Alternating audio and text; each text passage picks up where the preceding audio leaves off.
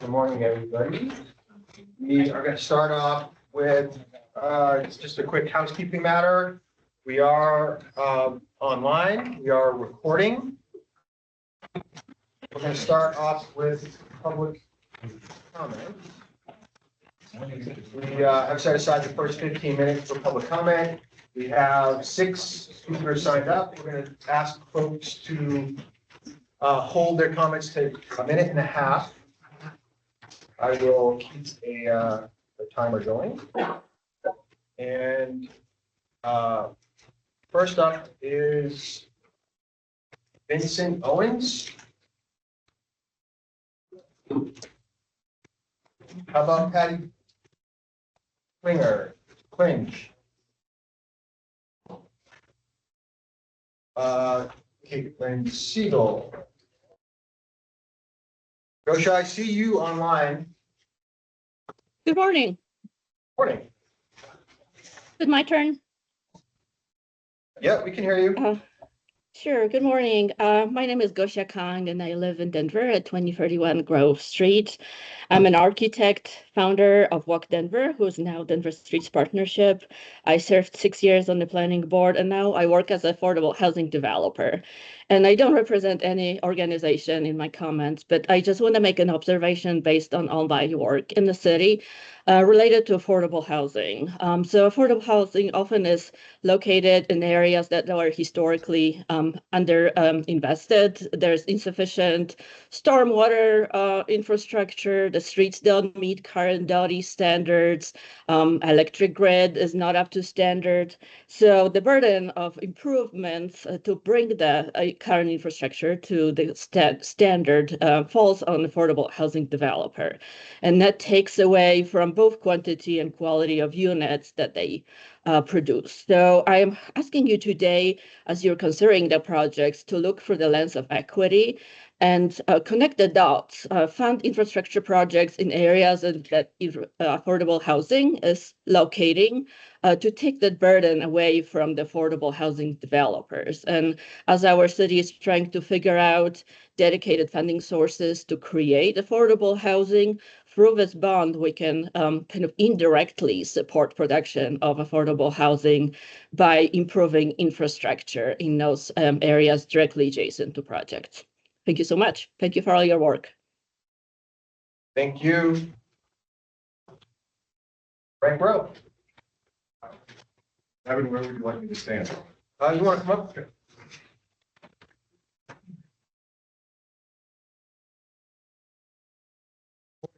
Frank Rowe, I'm the executive director and co-founder of the Denver Park Trust. We're a nonprofit that partners with community, civic leaders, and Denver Parks and Recreation to expand and enhance parks throughout Denver with a focus on our historically under-resourced neighborhoods. To date, we partnered with Denver Parks and Rec on acquisitions of property for new future parks in Globeville and most recently in the Windsor neighborhood.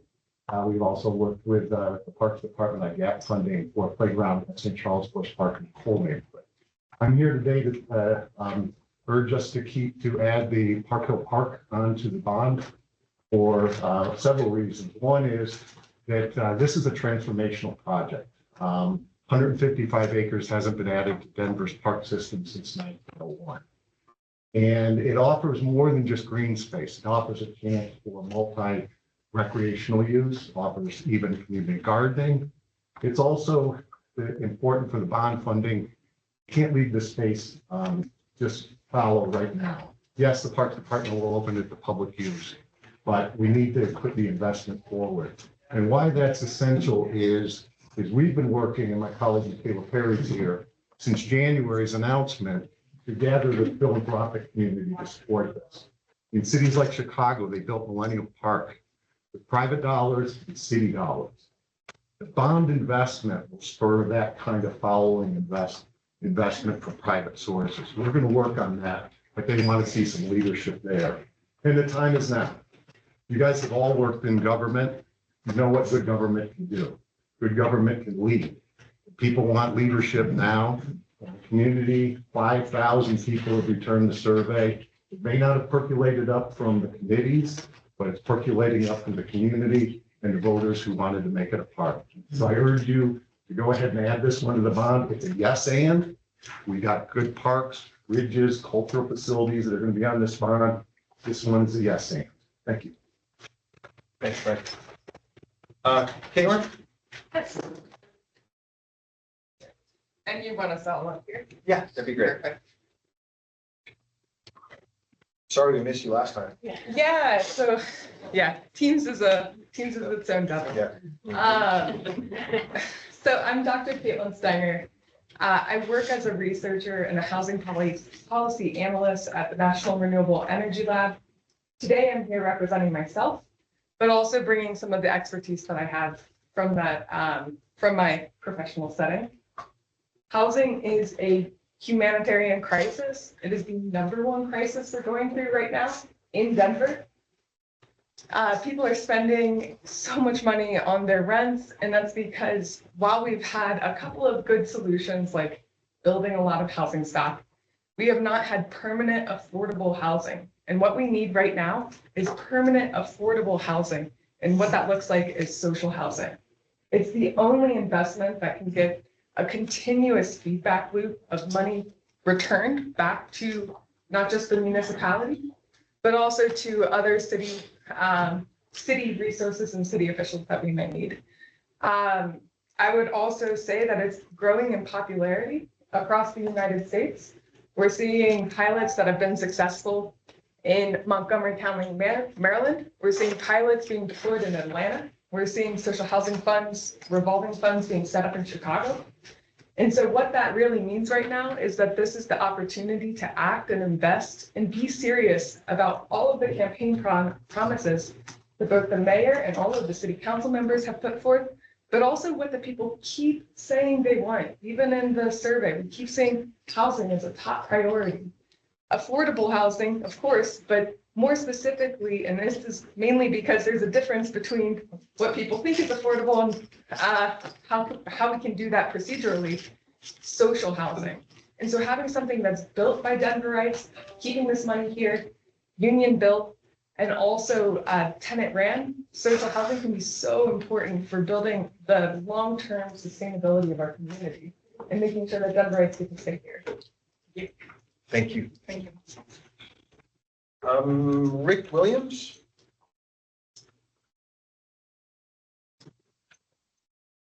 Go back to the beginning. I see a Jane Williams online, but wondering if that's Rick Williams. That's our name. Vincent Owens? Patty Clinch? All right, we'll keep an eye out for them. I think we're ready to jump in with the regular agenda.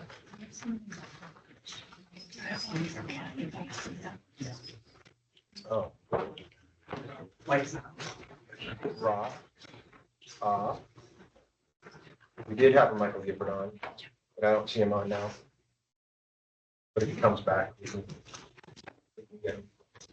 All right, I think Still here. This is Michael Gifford, if you can hear me. Oh, yeah, I can hear you, Michael. Oh, sorry about that. You have 90 seconds, sir. Okay.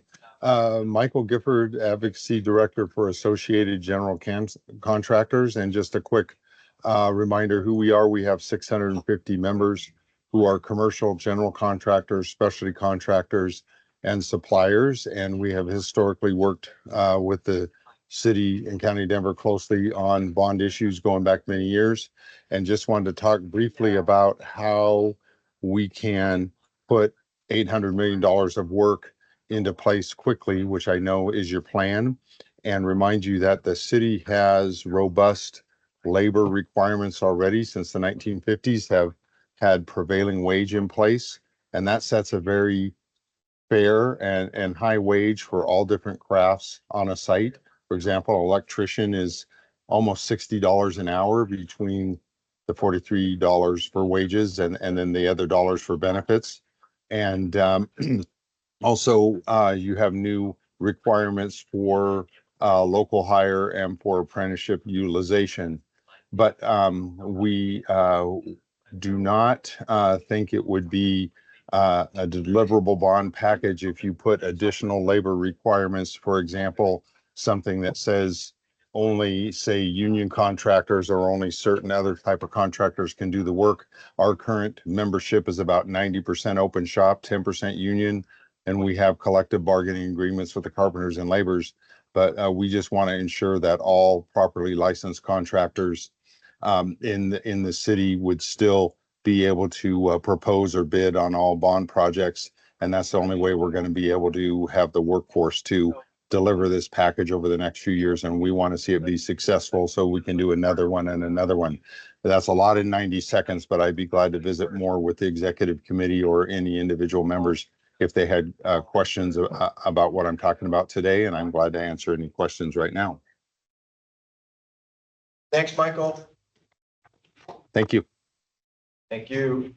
Just also want to note that we have both of our co-chairs, Council President Sandoval and Nicole Dehaney, online, and it looks like Moa is also on. Just trying to acknowledge the executive committee members. Apologies if we missed Thank you. anything. Good morning, everyone. Sorry, I'm not there in person. All good, Council President. All right. Just quickly wanted to follow up from last week. Mary made a great suggestion to create a share doc so that we could capture all of the committee members' questions into one place.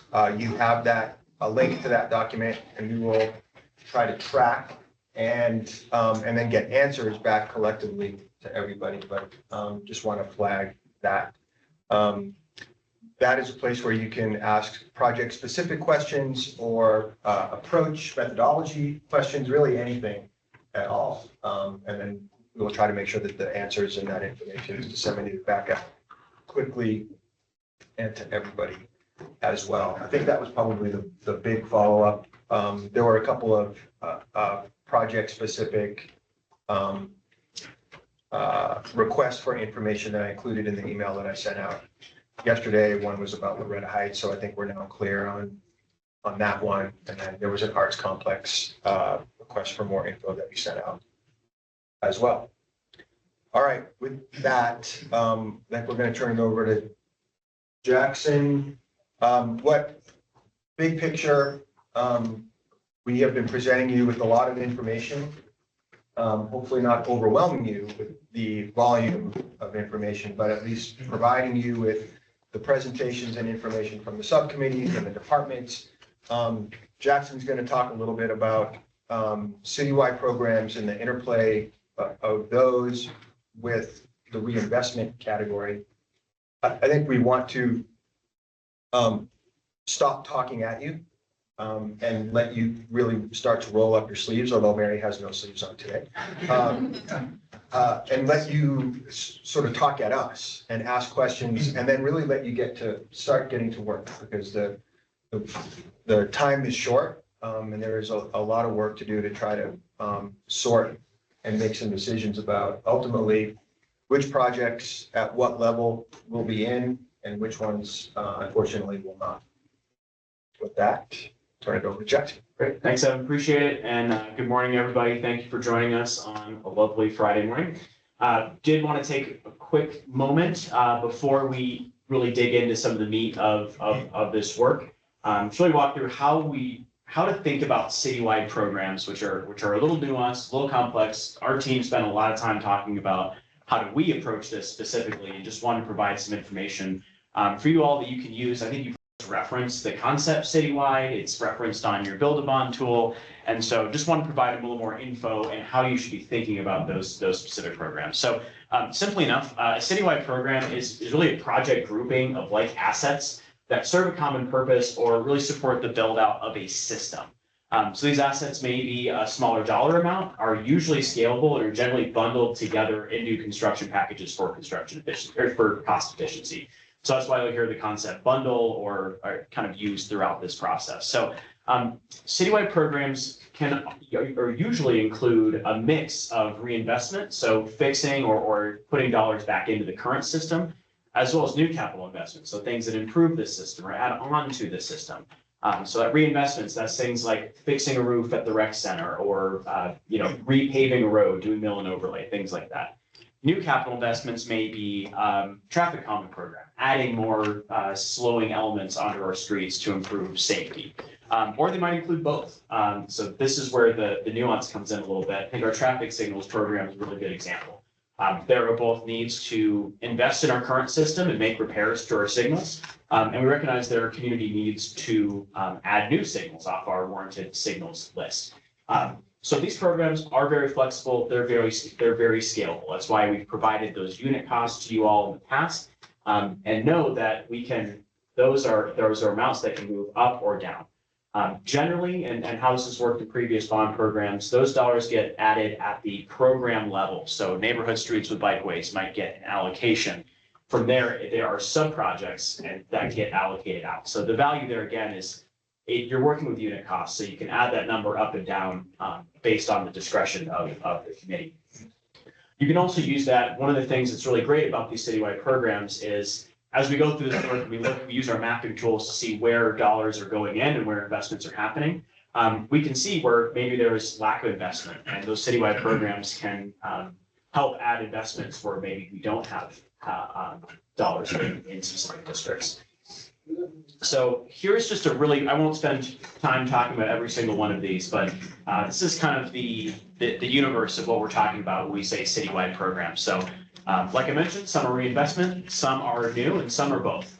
So those reinvestment, you heard a lot from executive directors on Tuesday about what those investments are, why they're needed. These are some of our critical bridge repairs for safety or some of the kind of behind the scenes facility needs, whether it's our HVAC systems, our emergency power, roof replacements, things like that. Our housing and sheltering ADA improvements, those are all kind of packaged in. Really, it's about putting dollars back into those systems and assets.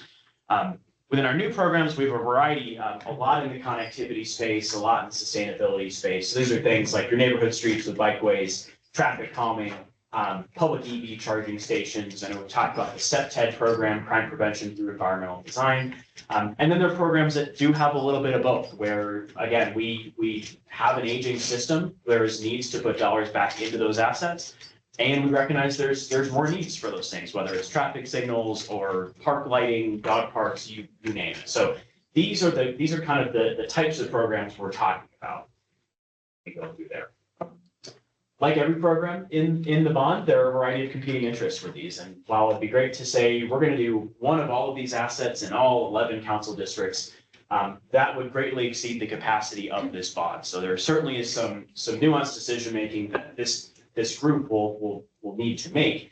And really wanted to walk through with you all a couple ways one could make a decision, and then I'd really offer a process recommendation for you all for how to think about this. So again, within the citywide programs, one could do a by council allocation process. You could also identify by highest equity need in those council districts.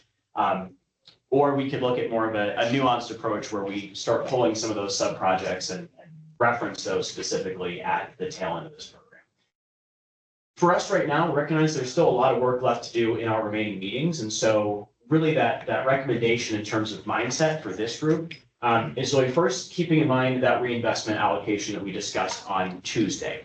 That reinvestment allocation really helps support a lot of those programs that help flag some of our most pressing life safety, access, all sorts of needs that we see in the reinvestment space, while also being mindful of the value of these citywide programs. And we've heard a lot in our community surveys and our subcommittees about supporting these types of assets. So keep in mind there is a lot of scalable opportunities to include these programs down the line. So how are we going to do that exactly? I think the thought here is it's really a three-part process. The first is really keeping in mind that reinvestment allocation. It's that staff recommendation is 20%. That allocation can move up and down per the executive committee's discretion. We are working currently to add another tab in your Build-A-Bond tool that will reflect, based on certain percentages, how does that allocation shift out? We're basing a lot of that on historic allocations made from our annual capital improvement program. Those numbers are based on total asset volume as well as needs identified by our infrastructure analysis report that I alluded to on Tuesday. So that's part one. Part two is when we're going to start doing some of this today is really digging into our quote unquote name projects. These are the project lists that you all have in your sheet, our 220 some projects. And so that reinvestment is our starting space. Then we spend a lot of time in our name projects thinking through what's the highest and biggest priorities that need to get onto this bond package. Then I think the tail end is really thinking through and coming back to those citywide programs and determining what are additional investments that our community needs and really will help kind of round out this bond package and help us where we can really make the highest investment improvements for our community. So I just wanted to share one example, and then I'll turn it over to you for questions. But I wanted to pull a particularly nuanced citywide program, one of these being our outdoor pools. So outdoor pools is a space that has both reinvestment needs and it has capital improvement needs as well. It also has a variety of name projects that are in your project lists and have made it through subcommittees and they've been tiered. And then there's also kind of our departments have flagged kind of different unit costs for how one could continue to add dollars if the committee saw it fit. So within our outdoor pools bundle, we have unit costs for how much kind of each general project and project type is. So you have a certain amount for pool replacements, certain amount for splash pad, and a certain amount for pool upgrades. As we think through this three-part process, you start with reinvestment needs. So at a 20% allocation, as I mentioned to you all, we're still kind of refining exactly how that would break out between citywide programs. We're still running some information to make sure we're addressing the most critical needs out of that batch. But that could be about $5 to $15 million for that allocation. Then we work through our standalone lists, and you can see the four tier one outdoor pool projects. We have the opportunity as a committee to make recommendations based on those. As we start finalizing those recommendations, we then have an opportunity to come back at the end and flag, do we have the right level of investment? I think this could apply to outdoor pools or traffic calming, traffic signals, bridges, you name it. I think this is this is more of a process component. So I just wanted to share one example on how you apply this to a citywide program. You have your first question. Perfect. I'm wrapped up. So this is a great opportunity. So Council President Sandoval, go for it. Can you go back a slide? Yes. So in my experience of having worked in the city since 2012, these outdoor pool bundles are challenging for me. And I'll tell you why. Because Aslan Rec Center, which is in across the street from Denver Housing Authority, highly utilized. It was on the last bond, if you look at it. And you know what was done there is the blinds of the pool were done. So the entire pool was shut down for a summer and white lines were striped on that pool. And so I have a hard time with these outdoor pool bundle type projects. That's why you'll see two projects from Northwest Denver. Chris Streitler Rec Center has literally looked the same since it was built. And so I understand that we have equity, but some subcommittees have used the term nest neighborhoods, and those change. And so the neighborhoods that are in need more equity, they've changed since I've gotten on council. And so I just wanted to give the subcommittee members an idea of why I have a challenge with all of these huge bundles is because it doesn't, as a council person, I will just say I statements, I don't feel like they're equitable. And also they're not transformable. So they're not catalytic projects in neighborhoods. My neighborhood, one of my highly most utilized Aslan Rec Center literally was closed for a summer to have white like pool things, like those striped lines in the bottom of the pool.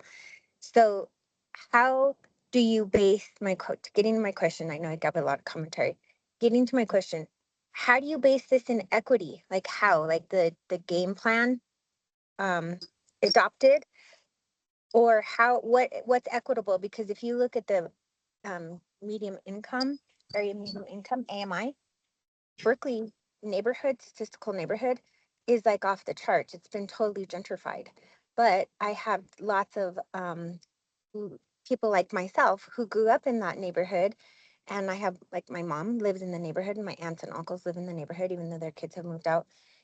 And they use that pool. So how do you base this on equity in those situations when you have a bundle and you have 4 projects like that? That could be catalytic for the neighborhoods.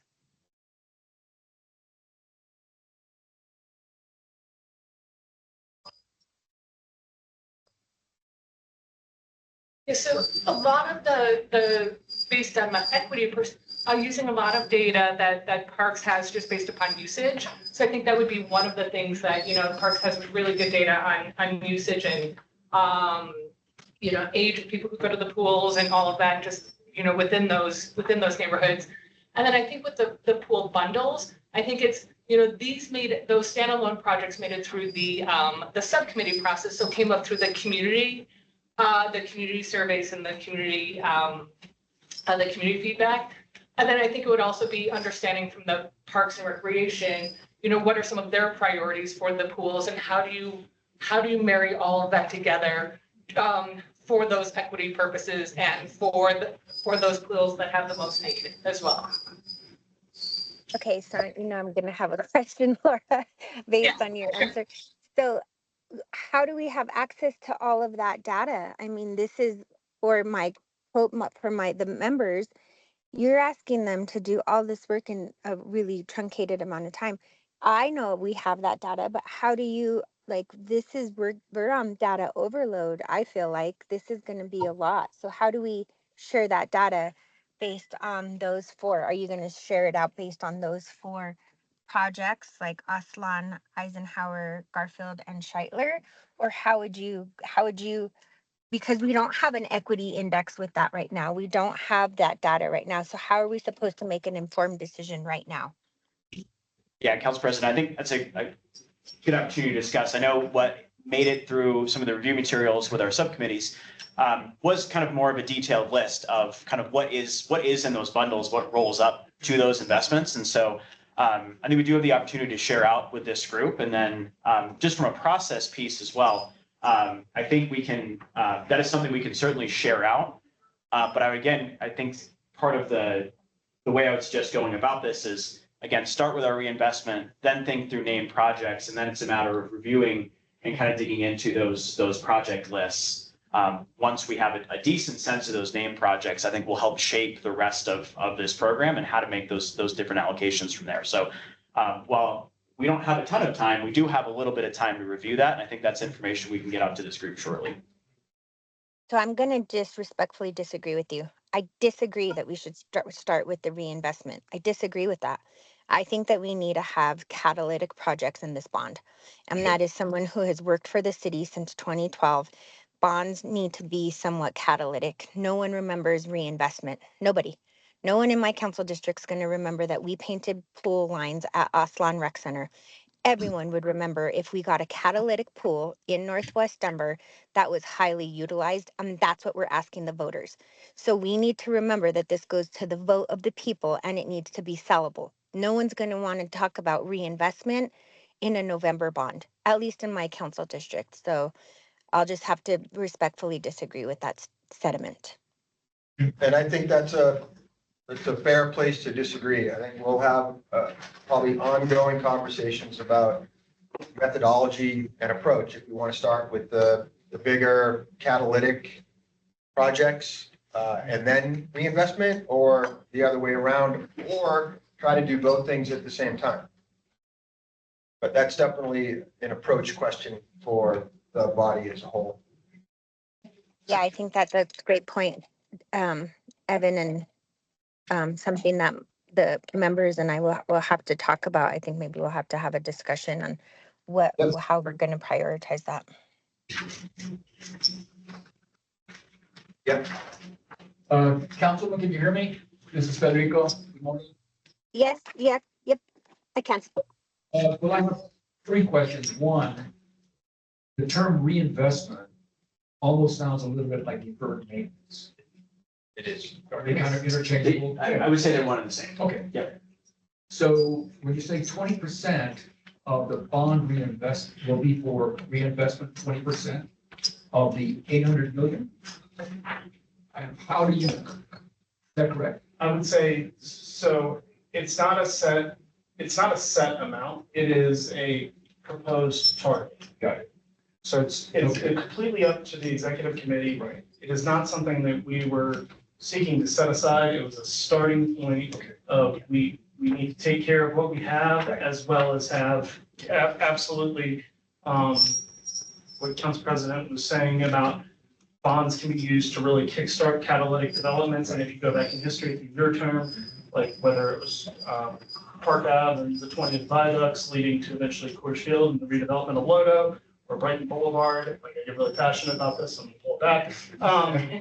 Like we can have big catalytic projects, but there's also a need to take care of what it is. So we sought to frame in just a point of reference of this is another way to look at this. Okay, and I appreciate that. Who knows how to identify the percent? Whether it's 20 or 50, et cetera, they're different. I have an idea on how we might think about it, but it may be wrong. But I do agree that we have $7 billion in needs, right? And so we have a lot of deferred maintenance. And so we do have to take care of deferred maintenance or reinvestment. And then think about what are those new projects or catalytic projects that will help pass the bond issue. At the end of the day, we want voters to feel that they're getting something that is somewhat new. One way to look at this, instead of just looking at 20%, is to go back and look at all the recommendations made by all the subcommittees. How many subcommittees are there? Five. And tally up of all those recommendations, how many of those were, well, deferred maintenance or reinvestment? Let's assume that 30% of the recommendations from the committees, because we have to give deference to the committees. They spend a lot of time on this. So let's assume that collectively, those 5 committees recommended 40% for citywide reinvestment. We might say, all right, if that's the general trend, why don't we say 40% of the 800 million should go for deferred maintenance or reinvestment, and then 60% for new projects. Assuming that reflects what the subcommittees did.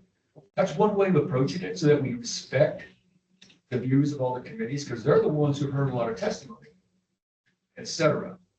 Related to that is I get a little confused because we got the recommendations from subcommittees, but then we got presentations from others who did not present to the subcommittee. So it's sort of, I wouldn't say it around, but they weren't presenters of subcommittees that came directly to us.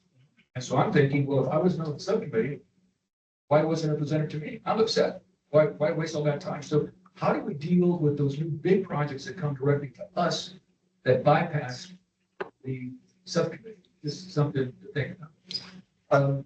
And then the last point is that we need to find a way to explain to the people of Denver that we have all these deferred maintenance needs and educate people about the need for reinvestment. And this may be boring to put new pipes in some building someplace. The building's going to fall down tomorrow, or the Biden's going to fall down tomorrow. People are going to be killed. We need to find a way to educate, at least the administration does, so that people understand that there's something important about it. But getting that percentage, I don't have an answer to that, but that's one way of at least respecting what the subcommittees did. And the other question I have is, how is it that the subcommittees made recommendations, but the agency heads came in here and gave us different priorities? So how am I supposed to, is it the priorities of the subcommittee or the priorities of the agency heads? There's a little confusion there. Sure. So how do we put all that together and think about how much to put into? Let me deferred maintenance or reinvestment? I think it's both. It's think of it as a funnel, and you got different inputs. You got some inputs. Yes. You got inputs from the subcommittee. You got some different but some aligned inputs from executive directors. You're getting inputs. I'm sure you're all getting lobbied. You're getting inputs from the community. You're hearing from different people. And part of this body's responsibility is to take all of that input and come up with the final recommended package. A couple other responses to your points. I wouldn't say that anybody went around a subcommittee. There were some proposals that weren't ready. the subcommittee. We're gonna have a conversation about housing and homeless shelter proposals that in part weren't ready for discussion at the subcommittee level, so, and for other reasons, we didn't push them through the subcommittee, but we will have a conversation with you all about those as well. So I wouldn't say that those went around the subcommittee, it's just, some of it was a timing. Well, then, should we send them back to the subcommittees? No, Why not? the subcommittees did the job that we asked them to do, and they have since been relieved of duty. Yeah, but they're gonna be upset. If we get a proposal that's $150 million and it didn't go to the subcommittee and it wipes out half of the recommendation of the subcommittee, they're gonna sit there and say, why do we do all this? We have to be, I mean, one of the challenges, a number of the executive committee members have called me, as have members of the subcommittees, and they have said, this was put too quickly to us. We didn't have time to review everything. And one example of that is somebody was not prepared to present to the subcommittees, so now they're coming to us. So how do we manage this without upsetting citizens who are gonna say, we never heard that before, we're gonna vote against it. In fact, I got a call yesterday from someone said, if this doesn't get approved, we're gonna campaign against it, the bond issue. So, How do we deal with that? so I would say that there's two parts to what she said. The nature of the subcommittees was tiering. So it was not ranking in everything, and we were very clear, going back to the orientation, sent in every subcommittee I attended, at least a meeting of, and I facilitated ours. Every project, and I made Evan's skin crawl every time I said this, every project and every subcommittee could have come out as a tier. Every project could have come out as a tier 3.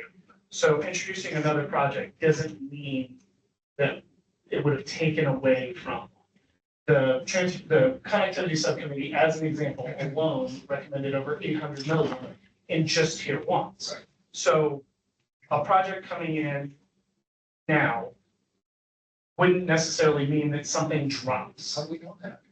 because there's no, it was tiers. If something was rated as a tier 1 on merit, another one coming in that gets rated as a tier 1 on merit, like nothing has to drop in that system. It's not, nothing comes down to great growth. I made my point. I don't agree with the way you're analyzing this. If I remember that subcommittee, I'd be sitting there saying. No, and that's fair. I can see your point that somebody could say, I didn't get a chance to see that. I didn't get a chance to weigh in on it. And maybe you rated it as a tier 1 and I would have rated it as a tier 3. So I can totally see the flip side of that. As far as presentations, a lot of what we have been hearing in the last week is I, as an entity, didn't get to present, but maybe a different agency or a different entity got to present at a different subcommittee. And we let the subcommittees really dictate what they wanted. So I'll speak for the art subcommittee because I facilitated it. The art subcommittee chose to not allow presentations. That was their choice as a subcommittee. That was not guided by the city. I will speak very bluntly and say, I tried every way in the world to encourage the opposite, but the subcommittee chose what the subcommittee chose. So we gave them that freedom. The chairs, the co-chairs on that one chose that with the concurrence unanimously of that board, and that's what they chose. Got it. Okay, thank you. Well, we still have to get back to the question. What percent do we use? Is it 20%, 50%? Any other? I think we asked the question before, and I don't know that maybe the answer is still in the. For the last 2 bonds, what was the mix between deferred maintenance and new projects? And if we could get that as just a sort of a historical guide. Yeah. That might be helpful, in addition to what you suggested was taking a look at what the subcommittees, how they care. I wonder if there's a possibility to, on our build a bond, to include which of these projects that are named would be a part of that reinvestment. Correct. Yeah. Yes. Sorry. Yeah, That's all. Okay. Yeah, and so just to provide some clarification too, so all of the big projects, with the exception of some housing and some land acquisition projects coming through, have gone through the subcommittee process. And so the subcommittees did have the opportunity to tier all of those projects and to hear presentations on all of those projects. And I think really what did not go to the subcommittee, though, is all those reinvestments, just really gauging on the HVAC, because the community would not know that HVAC is certain rec centers, or they would not prioritize the roofs of different city facilities. Those would not bubble up through the community process. But it's pretty, and we can provide the information of just how well the community process did align with the 6-year CIP and all of those big projects, and aligning with all of the executive directors and their priorities. While the priorities were different, the project alignment was there. But didn't the executive directors also present to the committees? They're the subject matter experts, so not necessarily the executive directors, but Or whoever? But yes, so there were some presentations if the subcommittees requested it, they did, which is all, we have all those presentations in the share drive that you can print out and share with you as well. But they, for instance, library presented on their priorities, so did Parks and Rec, and then there was a presentation also about connectivity. So there were those presentations within the subcommittee. That's great, because then the committee heard everything. And Yes. said, okay, we don't want to put air conditioning, whatever, or pipes all apart. It's not always just, they can sit there and say, we don't want to do that, that's not our priority. At least they heard it and made a decision. Okay. Yes, with the exception of some of those reinvestment ones, the reinvestment just coming up through this committee. Got it. Yes. So the other question I have is that, I wish Happy were here, because she mentioned that in the past administration, there was sort of a discussion about catching up and keeping up. Does that phrase ring a bell with anybody? I've never heard it. But we've never discussed it here. So getting back to your question of catching up is the deferred maintenance. That's correct. And keeping up for new projects. So I don't know how else this thing, it should be 20% or 50%. And I think, just if I could speak to that really quickly, I think that 20%, again, that really forms a staff recommendation that flags really the most critical things we need to catch up on. So I think your point was well taken in previous meetings about, a lot of this should be done in CIP, and I agree, I manage the CIP. The CIP is a very limited funding source. While we do put about 100 million back into our community in those reinvestments, it's often not enough, and it's often not enough for some of these larger projects. Amy on Tuesday discussed some of these critical bridge replacements. The CIP generally just will never have the capacity to do some of those. So that's what drives a lot of looking at that 20% is where are those highest and most critical needs that the CIP really can't support that amount. So I think that drives the staff recommendation a little bit, but I think there's a variety of ways we can explore and tweak how that percentage comes together. This is the third bond package that I've been involved in. And the other two efforts, swords always cross over this very issue. What's the right balance? And Council President is right that some of the more catalytic projects or the bigger ones that tend to be sexier attract more attention from a big picture perspective. But sometimes the reinvestment projects, fixing a playground in a park, repairing a pool down the street, those are the ones that people who live in a neighborhood, who live on a block, that might be more important to them than a brand new whatever, at whatever institution we're talking about. So it does need to be balanced. So I have a quick question. So we have 4 named projects, just let's look at the pool as an example, that the committee all agree that they should be tier 1. What would the purpose be to put these in a bundle versus just approving them? Is it because there's cost savings because it's in a bundle? Or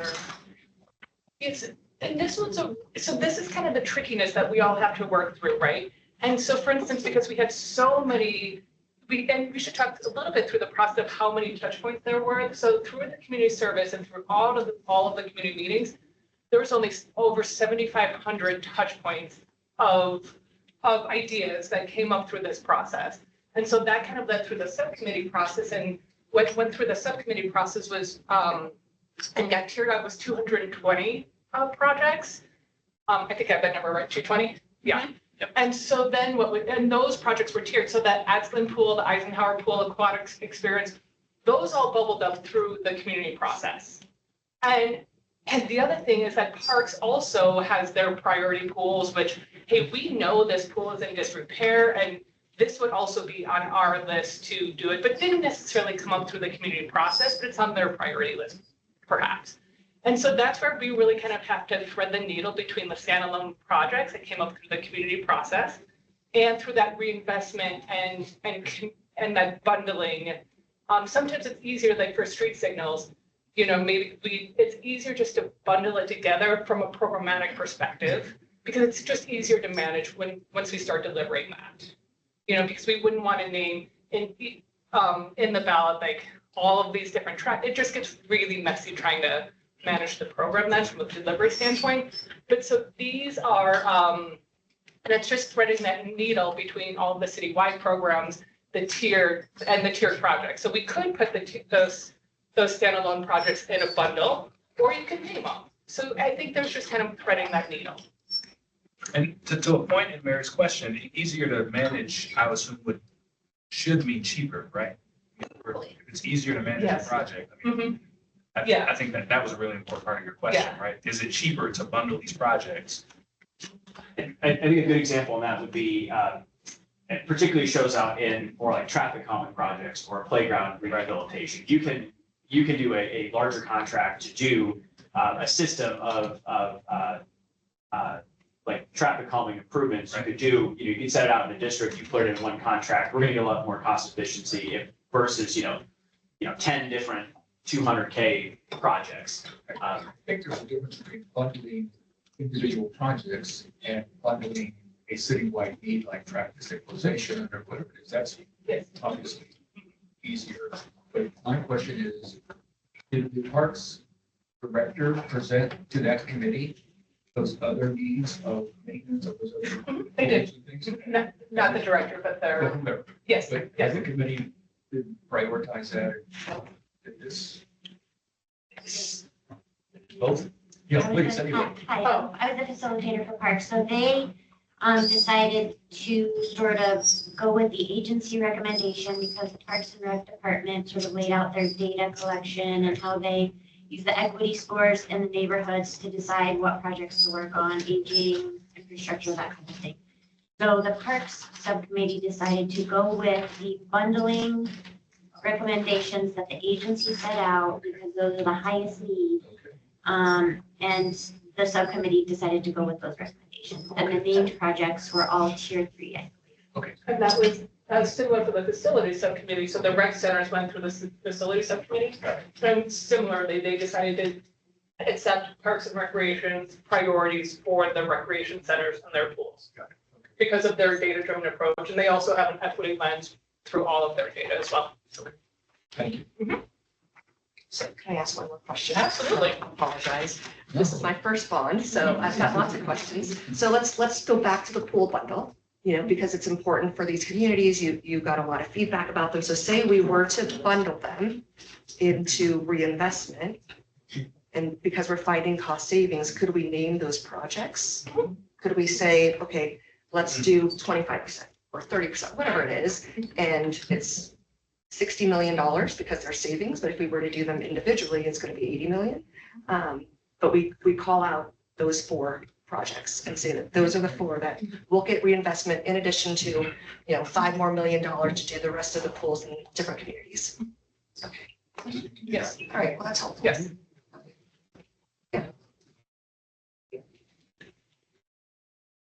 Any questions from committee members online?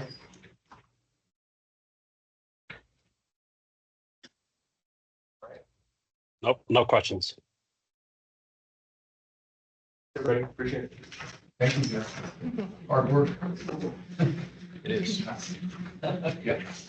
By the way, when you're talking about the surveys that are done, if you have a pool that's been in disrepair for a long time, people aren't going to use it. So your data is going to show the pool's not using, nothing used, so therefore that's not important. So you got to think about that. If it were a beautiful pool, we probably have a lot of use. So we need to think about from an equity perspective, how do we factor that in? I don't have an answer. Jeff? All right. But I guess it's just a general comment for me, just listening to this. So we, as an exec committee, we've, right, the subcommittees have worked with the constituents, but it's made up of a group of folks similar to us by the different departments, if you will, the arts and venues, Parks and Rec, et cetera. And so they've done their job in terms of working with the community and constituents to figure out all those, what those projects are, and then provide us their tier 1 and tier 2 recommendations. And so I guess for me, as part of the exec committee, my job is not to reach back down to the subcommittees and the community to say, hey, what are your priorities? They've already given them to us. And so our job is to take those recommendations along with what we're hearing and come up with this $800 million. That's where my head is. I'm not sure if that makes sense to the rest of the exec committee, but I feel like I'm hearing conversations around, what a subcommittee is saying, what are the agencies saying? I think we've heard all of that already. And so our job is really to take those recommendations and come up with the budget to meet that $800 million. Just a comment. Can I respond to that? Because it's a good comment, but here's an example. Let me put it right on the table. The elephant in the room. Apparently, the parks proposal was not presented to the committee. Which part proposal? Was it presented? Not that I know of, it wasn't. Park Hill was absolutely, Okay. so, Can't answer that. yeah, so Park Hill was presented to the committee. Okay. The Park Hill proposal, it was tiered out at a tier 3. And Lisa, please stop me if I'm wrong. The main reason that it was tiered out as a tier 3 was it's a very large ask and it has very light detail to it. It has light detail to it because it's in the middle of a visioning process. So it's catch-22 of parks didn't want to go, we're building X because we don't know exactly what X is. We're able to get to a number because we know what a regional park costs on a per acre basis, and we know what it takes to build a 155 acre park. But what those elements are, we were tasked with basically saying, we can give you generic details of, we're gonna do trails and we're gonna do athletic fields, but we're not committing to what the acreage of athletic fields are, or the feet or miles of trails. Right. Because we don't want to, undermine our public process that's going on. The visioning process will be done this year. We know the elements that will be there. There will be some kind of shade structures. We will know there will be trails. We know there will be athletic fields. So it struggled in that process, and that's what I think Joel was trying to highlight last week when he was here, is going, we understand why it was a tier 3. It is still parks number 1. It's their number 1 priority. And I think that's what he was trying to highlight last week. And that's what they were trying to get through, basically out to the world, is even though that was the criticism, they have a path forward. They still feel like it's their number 1. They still know they can commit to these elements, but they don't want to undermine the vision. I'm responding to the comment made by, who's speaking? No, yeah. So if we just, as you suggested, just respond to the tier 1, tier 2, 3 for the committees and work with that. Here we have the head of the parks department coming in and saying, no. This is our number 1 priority. But it came in number 3 for the committee. So we just can't rely on what came out of the committees, I don't think. If we did, it'd be tier 3. I think that's correct. So we have to. Yeah. I do have a follow-up. What was the communication when we ended the subcommittees? Was it that their work is done, thank you, or was it there's follow-up that they will be continue to be informed on the process, or they're aware that it's kind of done from there? It was a thank you for your efforts to get to this point. We're now transitioning into the executive committee process. And we, as facilitators, will effectively keep them apprised of what's going on, because we did ask a lot of them. So as facilitators and as a city, we owe that to them for their efforts to not just stop communication. But it was pretty definitive, like their work is done and now it's the executive committee. I do think it was shared throughout all the, and another co-facilitator for the connectivity committee shared that tier 3s are not fixed, that other committee, the executive committee, or later the process that could change the tiering. And that was shared consistently through every committee too, that you need to vet your recommendation as best you can for tier 3, 2, 1. but it is not the expectation that this holds necessarily if them other groups.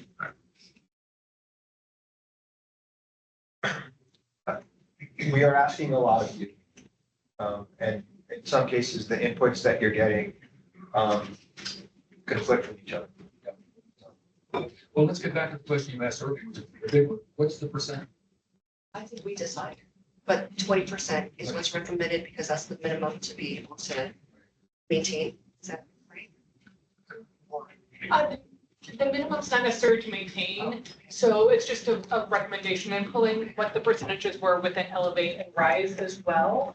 But I think it's just a matter of, as we go through the projects and, and this is actually a great segue into the next, into the process and how do we start narrowing the list from your all Well, perspective. before we get to that, I'm sorry to interrupt because it's really a key thing. Yeah. Getting back, but is it possible to go back and look at all the recommendations that came out of the committee and determine what percent of those were both deferred maintenance or reinvestment? Because that might be a guide instead of just saying 20%. Right. Yeah. Go ahead, I'm sorry. Yes, no, absolutely. And we do have that on one of the lists. And we can absolutely get that to you. Which of these projects are reinvestment? Because some of them are reinvestment, but in fact, most of them are. Like, for instance, some of the bridge work, and they're currently reinvestment into our current assets. There are some new projects on there as well, but and we can identify that all of that for you. And so then just kind of as we piece this together, and as you guys, choose the catalytic projects that Council President Sandoval is talking about, it's how do we just, we know these are the yes projects. Oh my gosh, these are amazing, catalytic, and these you've all decided on. And then how do we, is there room for reinvestment from the citywide bundling perspective? Because you're right, a lot of the tier lists as well, the named projects will also include those reinvestment into our current assets. That'd be great. Or if I could jump in, I think there's two kind of key follow-up items here. I think the first one is doing that breakout of what's and we do have the split between what's reinvestment and what's capital improvements in subcommittees. I think we look at that percentage, and then I think within the 20%, it's also important to talk about outcomes. And what is that 20%, the 160, what does that yield this group? I think that 20% is certainly not everything we would need to be fully caught up, but it does help us address the highest, most critical, most safety, or the items with the greatest safety need in our community. And so we can provide a little more detail on both of those fronts to help inform that percent allocation. Yeah. All right. Are we ready to transition to the agenda item? I have one additional thing. Deferred maintenance. The operative term there is maintenance. And in geo bonds, it's very, very clear that maintenance is not included in capital expenditure. Upgrades are different than maintenance, but painting pool lines, it is very definitively to any common sense person maintenance. So I'm a little concerned about the definitions here between deferred maintenance and reinvestment and the need for defining upgrades and what's actually an upgrade for our community. Fair.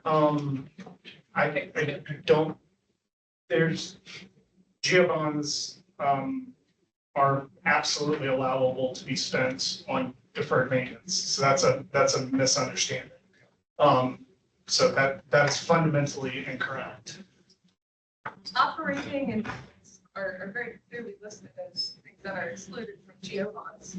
The operating and maintenance is different than a deferred maintenance capital investment. Those are separate things. Yeah, if I could add just a quick, I think there, a lot of these maintenance aspects are capital in nature. So I think operating, if we're going to go in and fix our air filters, that's an operating maintenance need. Can't use bonds for that. However, a bridge replacement, like a $30 million bridge replacement, that's 100% capital expense bond eligible. So I think it's a fair clarification. I think when we're saying deferred maintenance, we are talking about those items of a capital nature, which are really focusing on a replacement or an upgrade of an asset. And so I think that's the line of clarification there. And so pool paint is an upgrade. I don't want to speak on pool paint because that's the first I heard that. I know I'm well aware Council President said that, and I think we all made note of that, but I don't know any of the details of that, so I would be remiss if I openly spoke about that. I don't doubt what she's saying, I just know nothing of that project. But it was from your department that you presented on as an example of this particular strategy. No, the project we presented was something that was a pool upgrade that was presented for this bond, which she is referencing as a project from a previous bond. That was at that project, or at the location's bond. Yeah. So it just happens to be the same location, two completely different things that just happen to have the same location at that same pool. Again, I don't want to speak on what was done at a different pond at that location, because I don't know, and I've done no research on it.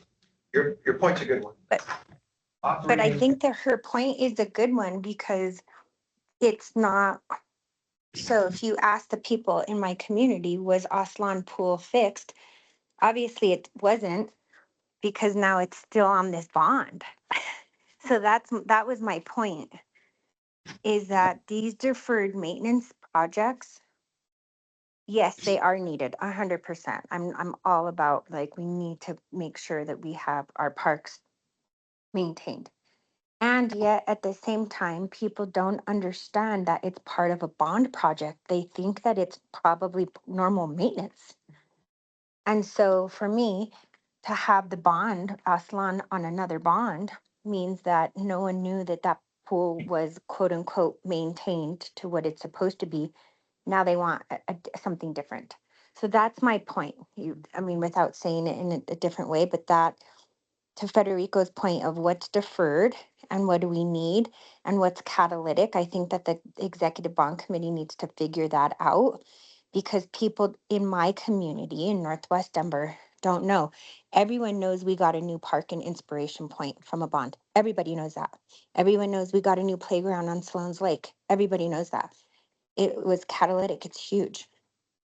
But these other ones, HVAC systems, which we need at like Montbello Library for it to stay open, people just don't understand that. So how do we reframe that for people to understand is my concern.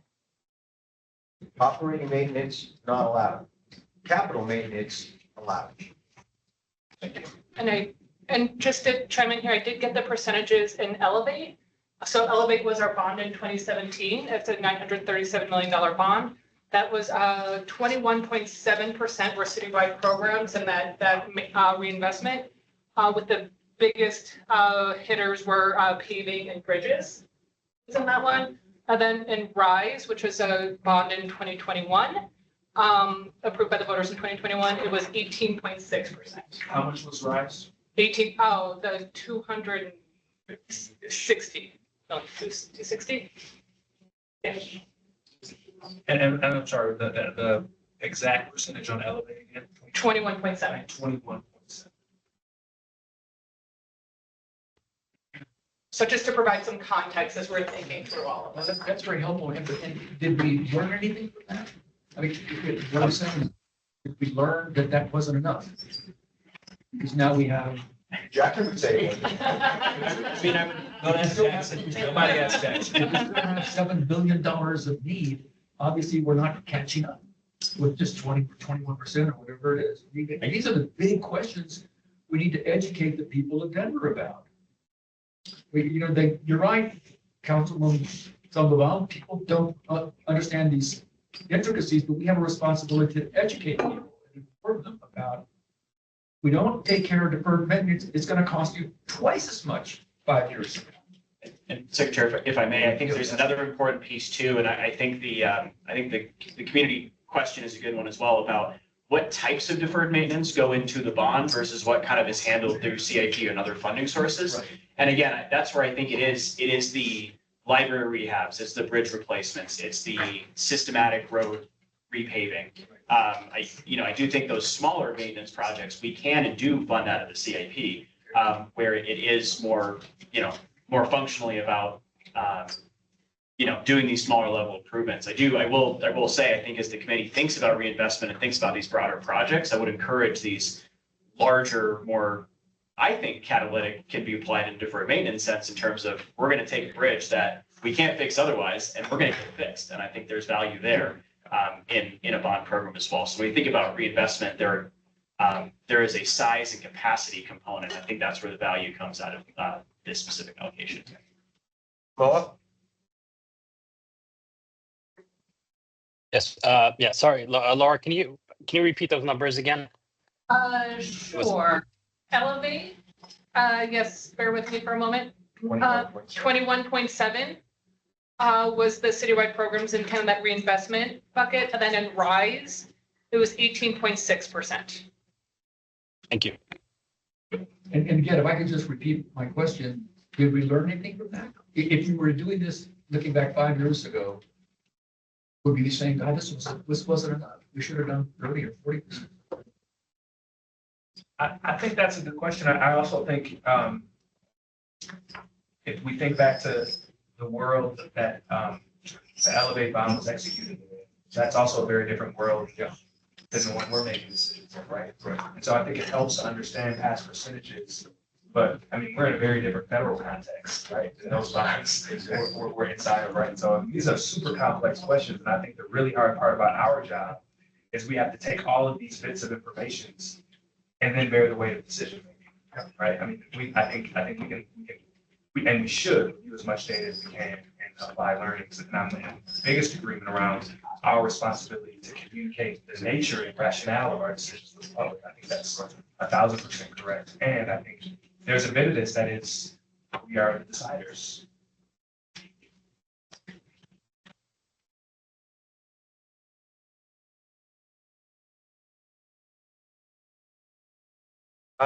Patrick, do you want to guide us through the next little bit here about revisiting some of the tiering and talking about whether we want to elevate any projects or set some aside? And we'll also talk a little bit about projects that may have phasing and scaling opportunities. Yeah, so as a committee, it's ultimately your task to get to this final bond package. You have $6 billion worth of projects, and you have 215 projects that make up that $6 billion. There's a lot of different ways to get there. One of the ways that we can get there, and what I would recommend we consider as a group, is starting to narrow the lens down to really focus on the projects that kind of have the best chances of life here. So my suggestion to you, but it's ultimately your call, and I want to be very clear on that, is that we would start with the tier 3s that came out of the subcommittees. So those are the ones that the subcommittees felt the least strongly about. And we start there and we say, these are the ones that we want to set aside and have future conversations on. And these are the ones that we can go ahead and just say, we're probably not going to talk about it. From there, I would like to suggest that we go into the tier 1s and 2s and we talk about the projects that don't really have scaling or phasing opportunities. Things like bridges. We do not have the ability to build half a bridge. That's not really a thing. We do have the ability to look at a cultural project and say, it would be great if we gave this project $30 million. So we can't do that in this bond, but we might be able to give it 20. So that's one that has some scale to it. Or we might have a road that we would love to do traffic calming for $20 million, but we're going to do 15. And I think we can start to narrow the lens there into the all or nothings. The bridges, the things that either you do every bit of it, or it's a dead project and it's not viable anymore. And you disqualify some stuff and say, we're just not able to do that here, or we're gonna go ahead and keep this alive and keep talking about it. I think if we keep talking about 215 projects as a group, you're gonna have a very, very difficult time getting to a ranking. And I don't think that it really matters which project is number 210 and 211, because I think the line is going to get divided somewhere in the 70s, right? So maybe we only need to rank the top 100. And with that, I'll ask for reactions from the group.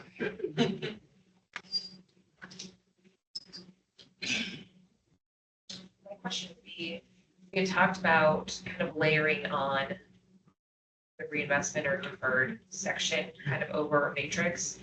Do you think that that impacts the conversation starting with tier 3, knowing that some of those might kind of fall into that bucket? Or would we be able to kind of walk through that simultaneously? I don't think it does, because starting to say we're not going to really talk about this further, when we get into the core of this, and I have spent way too many hours modeling out like potential options of how this could go. You're going to end up in spots where there's 20 million here and 15 million here, and you're going to say, is this a named project, or do we go do, 20 million in traffic signals and spread it across all the districts? That spot is going to kind of come naturally, I think, as we go. But we can always go back and look at when we get to that last project in, first project out, and go, is this better suited to be a citywide program or that last name project? I think that opportunity is going to be there all the way up until the last day. But I do think if we don't start narrowing the lens and saying these things don't really have legs right now, I mean, every project that's on here has merit. Like we have vetted everything to pretty absurd degrees. Everything that's on here has merit, but some of them just don't have life right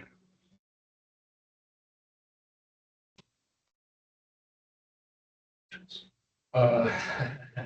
There are no easy answers.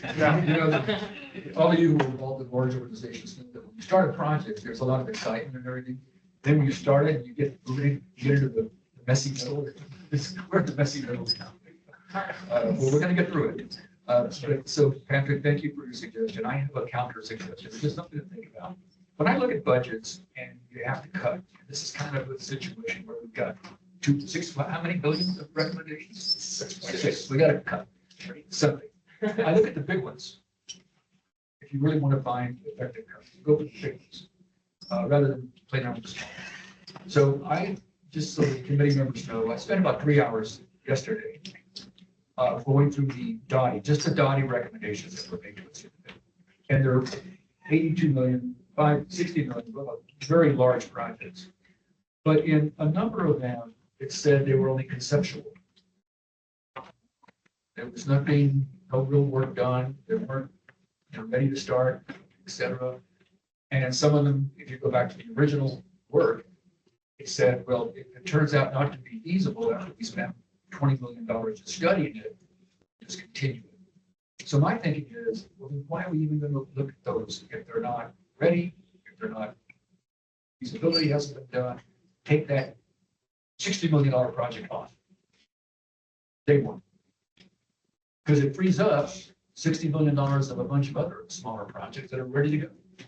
So my thinking is reverse, is maybe start with the tier ones and do the hard work and ask the question, do we really want to spend $60 million on the, whatever it is, the 38 and like 7 or 74 million, doing improving multimodal on Broadway, which there's no real, it's a conceptual thing.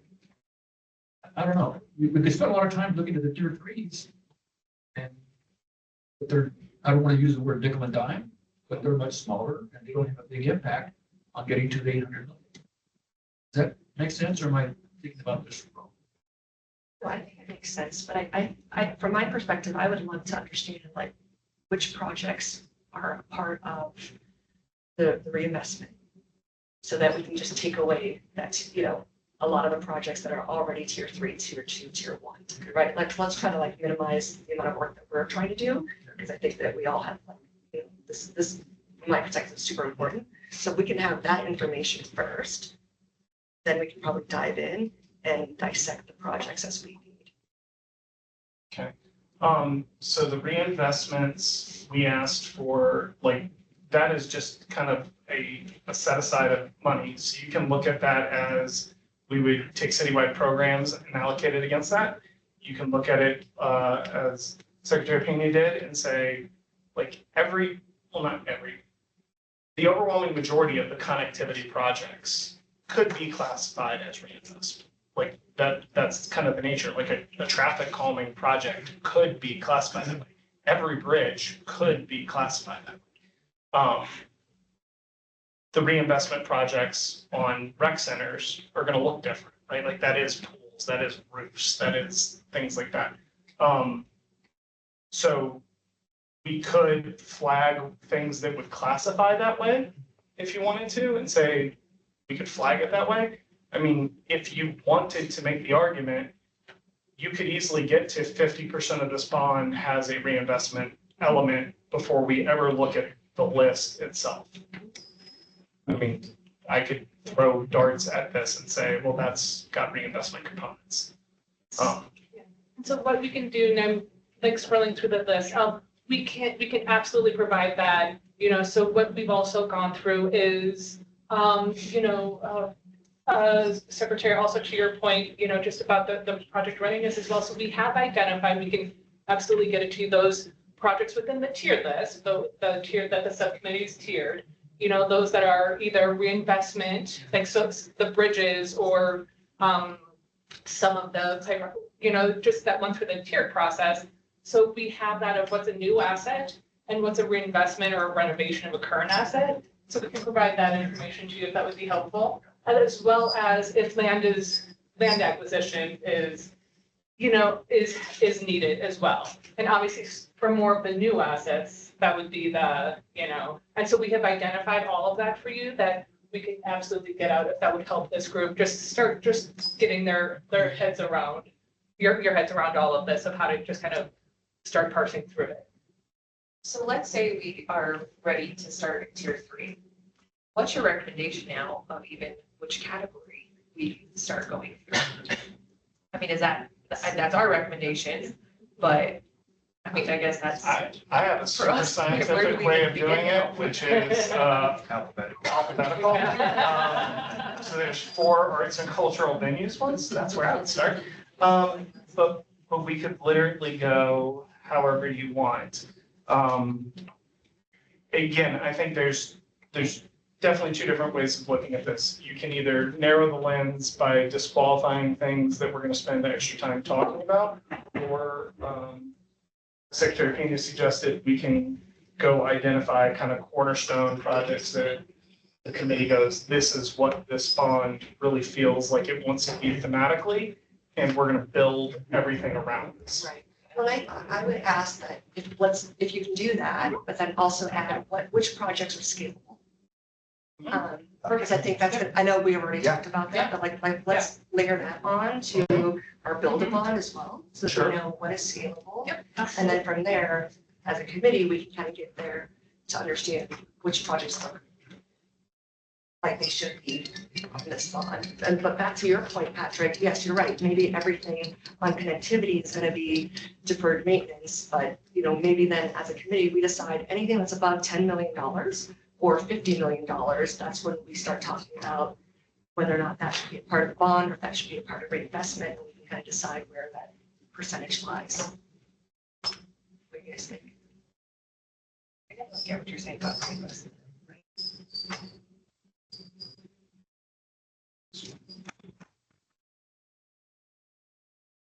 Council President Sandoval,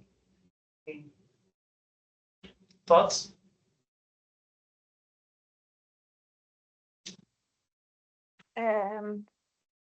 Well, I have lots of thoughts. I think that it's hard for me to like totally 100% opine on things when I am processing the information. I think that we need to look over all of the projects and ask the committee instead of keep being presented to. I feel like, are there any, let me ask a different question. I know I'm not supposed to answer a question with a question, but to the committee members who are on the call, do you feel like you have all of the information to start building out a package? What or let me ask a different question. Do you feel prepared to do this? What do you need to feel prepared to start building out a bond package?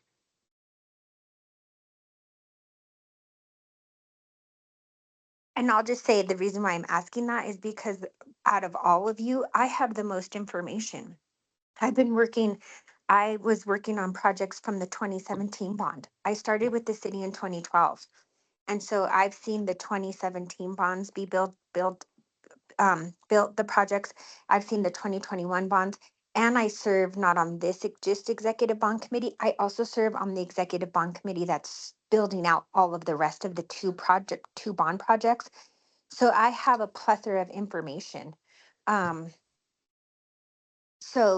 what do you all need to feel confident on building out a bond package? I feel comfortable that we have the information. Obviously, a lot of data presented, so I think I need to dig into the projects and priorities of the council with members, which we have. So it's a matter of for me to just sit down and go through the information. I think I've heard as much as we can, at least. I mean, obviously, we've been building this bond on the spreadsheet. I'd like to hear input from the other committee members. So I think that's my next step is to go through that process individually. And then I would like to sit down with the, other exec committee. I think our next meeting should be talking about what goes into the projects and why we're recommending certain things and having those spirited conversations.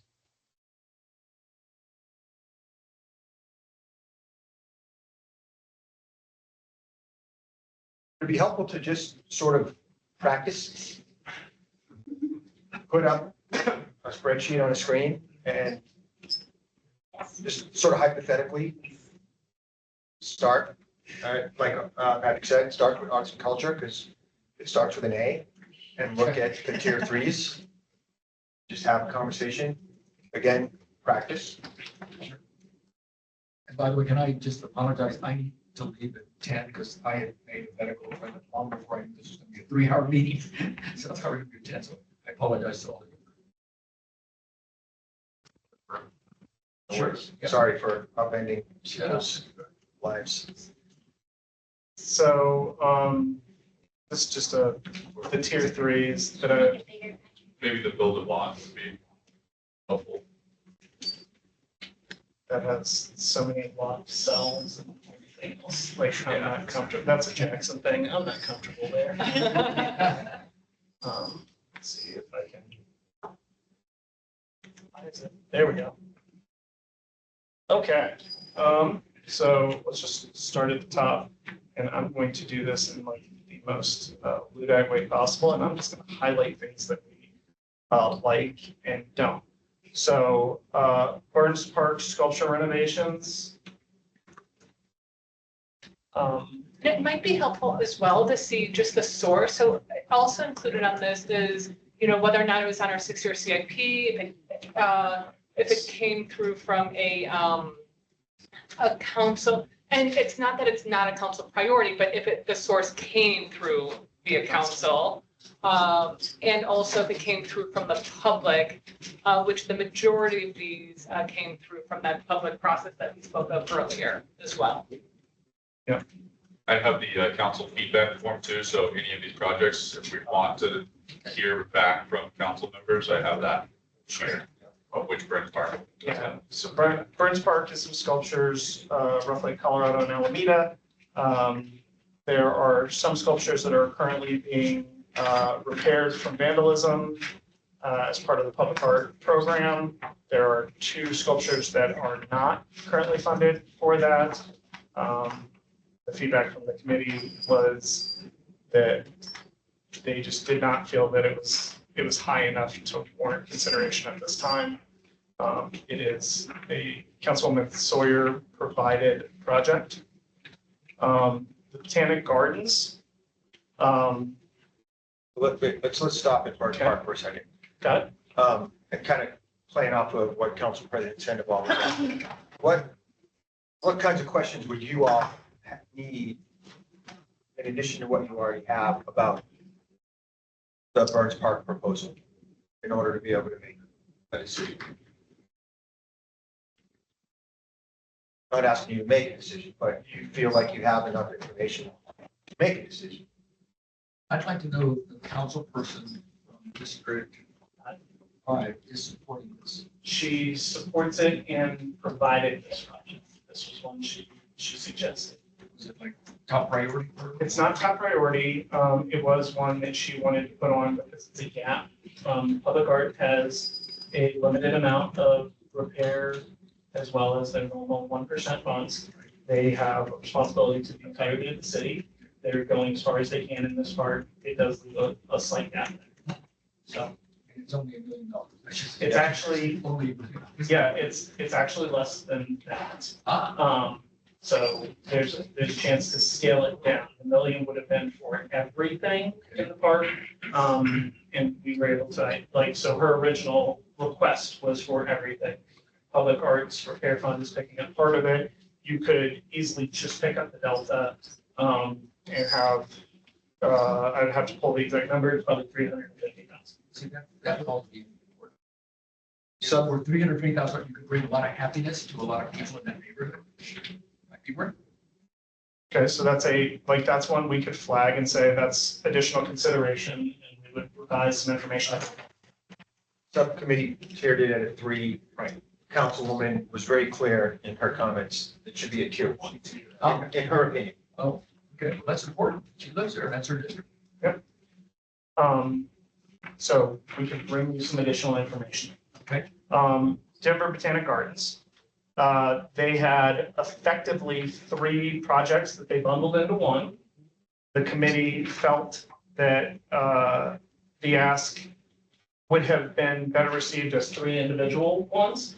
There are 2 new projects that are a part of that. One was a new orangery and succulent center. One was retrofits to the amphitheater to make it more usable for events. And one was a ticketing pavilion renovation.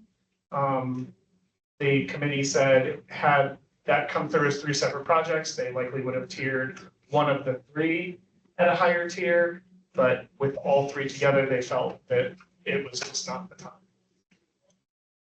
So there's a consideration that came out of that committee. It's literally in the subcommittee notes that they would recommend at least a consideration of some scaled funding, whether that's seed funding for fundraising or at least a consideration of one of the smaller features to be looked at. That was originally 40 million? It was originally 40 million. The smallest of the features is the ticketing renovation. It would run probably in the $9 million range. And Councilman Hines agreed on the tier 3 rating. Okay, yes. Gardner Galleria. This is the cabaret theater that is on the Galleria of the Denver Performing Arts Complex. It is in the retail space. Mayor should be familiar at least with its location. It is. Any good restaurants around there? I don't know, maybe one opening. I need a pastry there. I have some recommendations. So the long and short of the Gardner Galleria is it's not ADA compliant. It needs some love. It was on the 6-year CIP plan from Arts and Venues. It is supported by Arts and Venues. It is not Arts and Venues' highest priority, but it is a priority. It would go to help activate the complex as a whole. It does play nicely with the other facilities down there. It has a relatively low price tag for an arts and cultural venue. Is that 6.8? It is 6.8, yes. Well, I think Hines said that Metro takes priority, right? Correct. Yes. Yeah. And in the presentation last week, I think that is agreed upon by the department as well. Lookout Mountain and the Buffalo Bill Museum renovation had a very large dollar figure to it. While it is on the 6-year plan, it was proposed by the public. It was not proposed or very well supported from Mountain Parks and Denver Parks and Rec. I think that lack of support directly related to the tier 3 ranking. I do think that there is a higher, better use consideration that came very clearly out of the subcommittee of, with so many other, in arts and cultural venues only had 16 submittals. It was very clearly the 16th of the 16 submittals. I don't think that they have changed. You know, when we look at these investments on these assets, one question I ask is, how many visitors does it get? How much money does it produce for the city? For example, I was shocked when you all told us that we're doing the backstage at Red Rocks, but Red Rocks is producing so much money for the entire agency. I did not know that. And one might think, well, who cares about the backstage at Red Rocks? But it's producing how many millions of dollars of revenue to the city? Whatever it A is. lot. So that would affect my judgment. So this, I've never seen. And Those, right? I don't know how many people see it, so I agree with what the department suggests. so moving into connectivity, 13th and 14th Avenue, those were rated tier 3, not because they don't have merit, but because the committee, the connectivity committee was a very, very organized and hyper engaged committee. They asked for that to be repackaged into a single package, feeling that those two roads act as a system. So those are tier 3 because there is a tier 1 package that combines them, and they feel that they need to be done together, even if the length, because that is a scalable project. They would rather see the length of the project scaled than just one of the two roads happen. Which Dottie converted would reduce costs to lump it all together rather than isolating these projects. And Yes. that's the 82 million, right? Yes, Okay. it's an 82 million as one together. So that's why those are listed as tier 3 is because they've kind of been supplanted in the tier 1 list. But that came out as a top priority from Dottie itself. It When came they out made of the presentation to us. Dottie, it's on their list and it is on tier 1 out of the subcommittees. It was very clearly priority. It's also, I believe, Sawyer's top priority. So if it's not her top priority, it is very clearly at the top of her list. And this is converting a one-way to two-way, right? This is, so it's kind of the spills from BRT. With BRT going down Colfax, we're seeing increased traffic on 13th and 14th. Yeah. And this is traffic calming and safety to reduce, reduce speeds on 13th and 14th. When I read the original document, it says converting one-way to two-way. And Yes, and that's part of how they're going to calm the speeds. that's important. That's a big distinction. I've converted one ways to two ways. Yes, I lived through that. yes, and it's, Barely. it is a, Okay, it's very it's controversial. yes, absolutely. The other thing I noticed is that it's not shovel ready. So every project that got through is deliverable in 6 years. We have validated that if something wasn't able to get done in 6 years, Right. it never even made it to a second. Right, but we went back to grade one and we looked at the values that were to apply. One of the values was, is it shovel? And it's producing, it. This was not shovel. So It's how further. what do I do? I think that is a question that you all are gonna have to, you're gonna have to wrestle with. I will say, as somebody that has spent most of the last 25 years delivering construction projects, including horizontal, like Brent Boulevard was mine and National Western was mine. If you task me with building that in the next 6 years, I feel very confident we can build that in the next 6 years. Can you build a community support around there to say, by the way, we're going to convert to one way or two-way and not get shot? That is a different question, but I believe we can, yes, I believe the council support is going to be key to that. And I believe we have support out of both Councilman Hines and Councilman Sawyer, both very, very close. Deb Turner, I see your hands up and. Oh, yes, and I was just going to respond to this. Is Deb Turner. I'm a senior manager with Dottie. Yeah, these projects were the two-way conversion to Secretary Terry Pena's point. And then they were broken in from Broadway to Colorado and then Colorado to Yosemite. It's more problematic to do the two-way conversion from Broadway to Colorado. So I think what you see in the tier 1 is takes the two-way conversion from downtown to Colorado out of the equation, which would just be safety improvements. But we keep the two-way the rest of the way, the Colorado to Yosemite.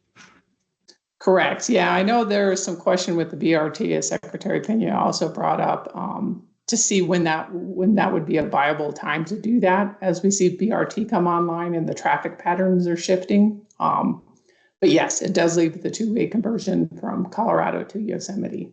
We all already have a project, I believe it's from Quebec to Yosemite, that's showing some safety improvements. That's going through a road safety audit process right now. So we can give you more details on those smaller projects if you'd like, or the reduced projects. Deb, I'm gonna jump in and add to that Oh, too. So we do, thanks, Taylor. yeah, you're good. Taylor, Senior city planner Taylor Phillips at Dottie. I chatted with our area engineer about this project earlier this week, actually, and they do have an active project that will be two-waying the street between Quebec and Yosemite. So our recommendation would be to reduce the scope or remove that segment from Quebec to Yosemite from this bond project. So maybe the bond project would just fund some traffic calming or some other small improvements, but the two-waying from Colorado to Quebec would be on the table as an option to consider for the bond project. What would that do to the $82 million price tag? It would drop it very significantly. The $82 million price tag is all the way from Broadway to Yosemite. So we can do some math here internally to determine kind of what each of those segments might cost and report back to you all. Taylor, we're gonna need to do a skinny version of this reflecting that, please. Yeah, We've already started working on that for this reason exactly. And it was funny because both these projects came in as separate projects, but you can't do a two-way conversion on one street without doing it on the other. So that was one of the things we talked about with the subcommittee extensively. So we can definitely reduce those into different segments. Wonderful. So is there any interest in elevating, I'm assuming no, but I just want to make sure I hear from the group. There's no interest in elevating either of those individually, correct? Talk about that holistically as the subcommittee recommends. Perfect. 38th Street and Blake Underpass. So it has a very large number. It has inherent complications with railroad, which is part of the very large number. There is a skinny version of this that is a tier 1 that would work on multimodal improvements for pedestrians and cyclists. It would also protect the pier that is in the middle of this underpass that would help give certainty to that bridge. It does not solve the forever, but it does solve the likely future foreseeably. Do we want to talk more about the 300 million-ish? It's a very large number. Was it 200? 38th and Blake. 38th and Blake, the big underpass. $7,600,000. Yeah, Councilman Watson responded under this reduced scope. Yeah, the reduced scope is in tier 1. Okay. It's the 56, right, under tier 1? Okay. 56. Two different 38s. It's super confusing. Oh. There's a 38th and Blake. I think it's 7 million. That's right, yeah, 660. Yeah, and then the full one, which is the tier 3, is like 300 or so. It's in the hundreds of millions. Oh, But those are different because this just says reduced scope. I mean, I So, understand what you're saying. so one is like deepening the underpass, widening the underpass. And you'd have to detour the A line for an extended period of time and you have suffix lines to do so. It's a very, very difficult project. And then there is a skinny version to improve connectivity through that area. This was strongly supported by the council. Strongly supported. I think this is his most important project. He's been very, very vocal about that. But he supports the skinny version, not the. The 7 million is the skinny. Yeah, not the 300. Yeah, the tier 3 is the 300 million. This one. Next one was the Alameda underpass replacement. There's currently a project going on right now to improve the Alameda underpass. It is not the long-term. This proposed project is the long-term. It is, again, a 9-figure project. It was a tier 3, I think, because of the feasibility and cost. Again, it ties into railroads. That's the CML, the consolidated main line goes through this area. Very, very large number. Councilwoman Alvidrez does support it, but I believe is also realistic about the challenges of it in its current state. Not a high priority. No, I spoke to her last night. And it wasn't a priority for Don. And that was. Yeah, it's $217. Got it. District 5 traffic studies implementation, traffic calming. This was rated as a tier 3. Councilwoman Sawyer had concerns about some of the citywides because of implementation concerns before. She asked us to break her projects out of the citywides. So we showed them individually. I believe that the committee recommended that they get ranked into the citywides, and it is ranked as a tier 3 with the comment that it should be considered in the citywide. So if the citywide traffic calming is funded, that this would be one of the projects that gets funded through that citywide. But they did not rank it at tier 1 as a standalone. And I'm sorry, which one is this? This is, I'm sorry, the D5 traffic studies implementation. Councilwoman Sawyer had done a lot of independent studies and analysis of her district directly, and wanted us to show them individually, so we honored her request. The committee said that they feel like it should be included in the citywide, and the traffic calming program was it was a tier 1 as a citywide program. So while it's tier 3 as a standalone, it would be a tier 1 in the city. The same statement goes to the next one, which is Fairmont Valencia. It's also, I don't know if it's showing the citywide there, that is D5 as well.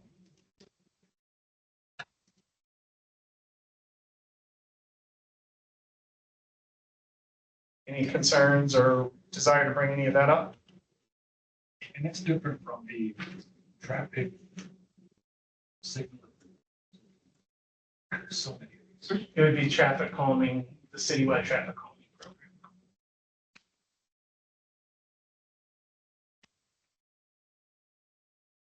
On traffic calming, it would have a per mile, it's 1 million, 2 million per mile. Yeah. It's the total cost. For those 2 independently. No, $1 million per mile. How many miles? It just depends on how much you want to go. Oh. It's infinitely scalable. So if you wanted to say we were going to do, 4 million per district, we could go talk to the council members, identify their highest priorities, and go execute traffic calming in accordance with a data-driven approach tied to the council members' priorities. When you use the term traffic calming, that includes a lot of things. What do you mean? So traffic calming can be speed cushions, that can be visual illumination bars, that can be narrowing, bulb outs on corners, that can, like, Taylor, I'm tagging you in, this is more your world than mine. Yeah, you're good. I think you got it. It's really mostly about, we get a lot of 311 requests for this particular issue. People are going 10 miles an hour over the speed limit on my residential street. What can you do about it, Dottie? So speed bumps and speed cushions kind of are the main tools in the toolbox. So we can also look at always stop control and kind of spacing stop signs more regularly, bulb outs, curb extensions, things like that, signal retiming that encourages people to go the posted speed limit. Kind of depends on what type of street we're looking at. Anything from those local streets or more in the speed bump world, or arterial and high injury network streets would be looking at kind of different tools in the toolbox. Yeah. This would not include bicycle lanes. No. This would be separate from the bike program. Well, make sure. Thank you. Okay. GES infrastructure 49th and Brighton. There are a couple of GES infrastructure projects. The naming can get confusing, in particular around the 49th Brighton, 49th Williams. There is a piece of land that is the old DPS bus barn site. It is on the northeast corner of 48th and Brighton, across from the National Western Center. There is long-term goals for that to redevelop into something. The community would like to see 49th carried through to Brighton Boulevard. When Brighton Boulevard was constructed, it was envisioned, that's right where the RTD station is right there, that would be able to carry through. So Brighton was designed for that to happen when we built it. There is the Williams Street, which is north-south through there, would bisect that parcel. That was a little, I won't say controversial, it was just not, it was not rated as high because they felt that whatever that parcel wants to be would dictate whether or not Williams should come back. So I think that was a lower priority to them because of that. And I think 49th kind of suffered as a concept because of the lack of clarity over what that site wants to be. So putting a road back in does start to define that site and what it is. And I think they want more definition around it before they say, yes, let's go through this. Is this the one that was sponsored by the National Western? There are 4 projects or 5 projects sponsored by the National Western. This is not their highest one. Did we not get feedback from Watson on the streets or something? He did include it. Yeah, He did. include it. No, As a priority. he has very, very strong feelings positively about GES Marion and GES Plaza de Pueblo, which is in the parks. Okay. This one, National Western Drive South, and Williams are all lower priorities for him. Okay. But those 2 are very high priorities for him, which I know we're not talking about those yet. Okay. This one was 78 million. This one is not 78 million, that is Marion. This one Oh, I'm sorry. Okay. was 9. Got it. Okay. So, Glenarm Greenway, this is a $40 million project. This would be extending Glenarm as a shared street from 15th to Broadway. So this is effectively the pavilions north. It would turn it into a green shared street concept, more pedestrian focused, less vehicle focused. This is different than the Glenarm Plaza that's right underneath the pavilions. Yes, This is 40 million? this is right.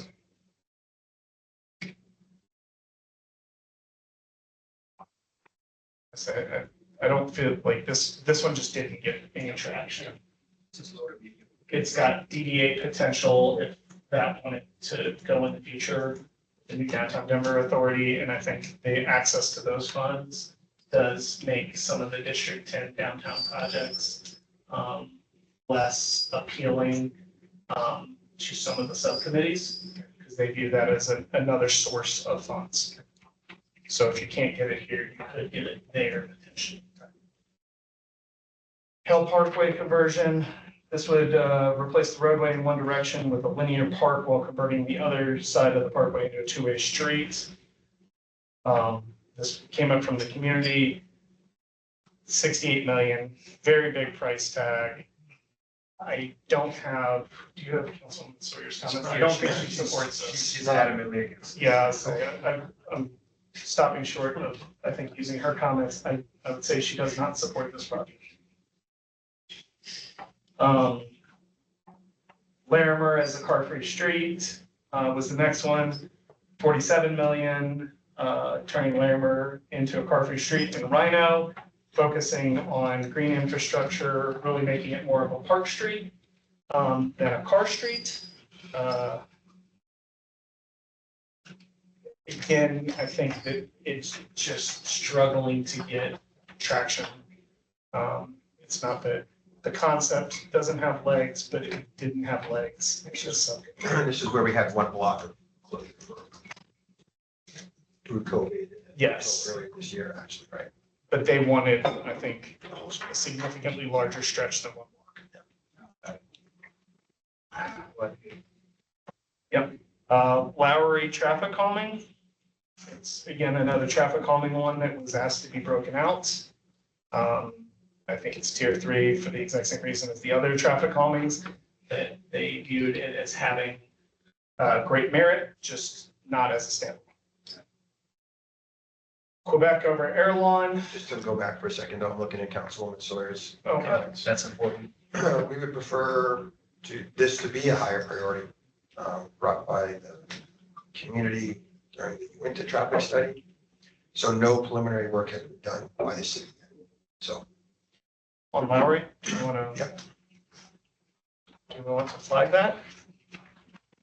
I don't think, she didn't say that she thought it should be a tier 1. She just felt like it's more important than I tier think 3. she's thinking, if it's not going to be in the bond, to flag it for inclusion in CIP. Okay.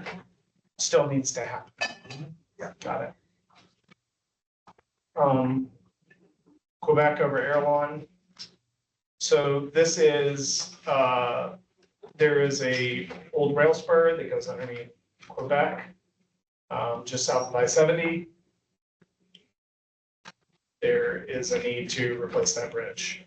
There's not a fun way to talk about it. This is a reinvestment project, inherently by nature. This is exactly what you were highlighting before. It's a named project, but it is a reinvestment project by nature. It is what it is. It has needs.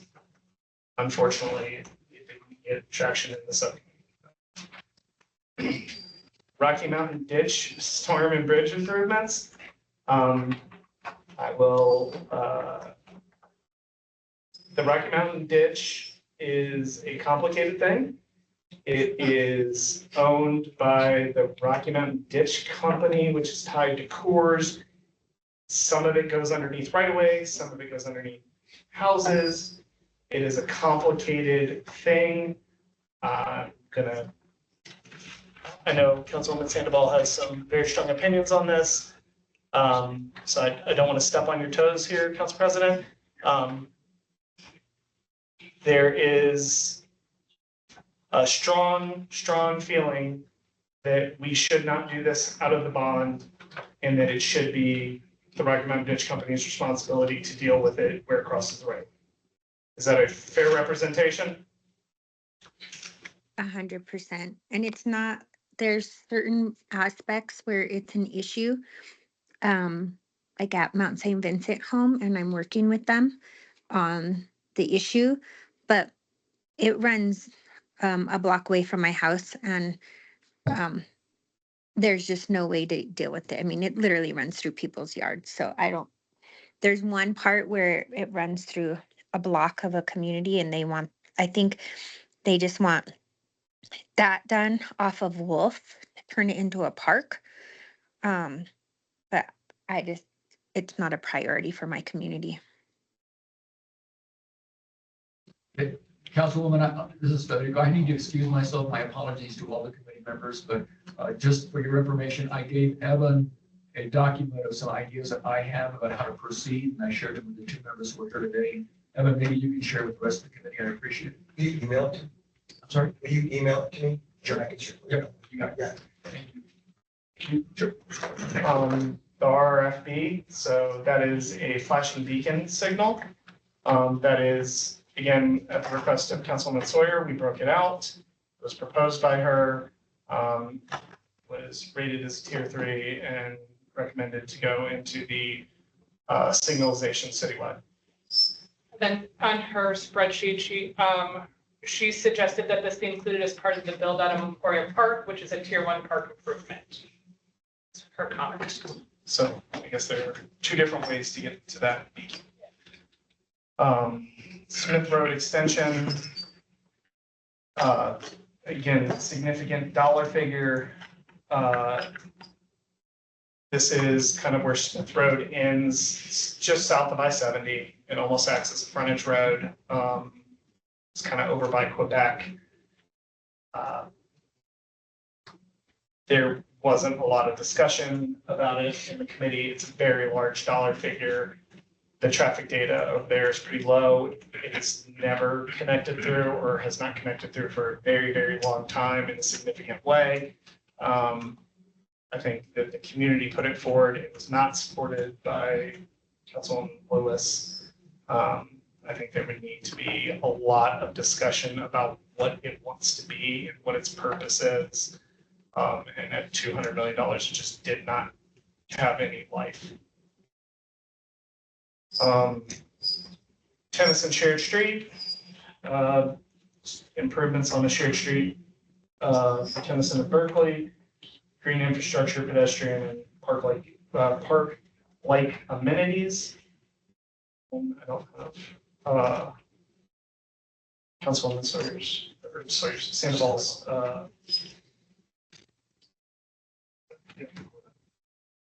I could give comments on this. This is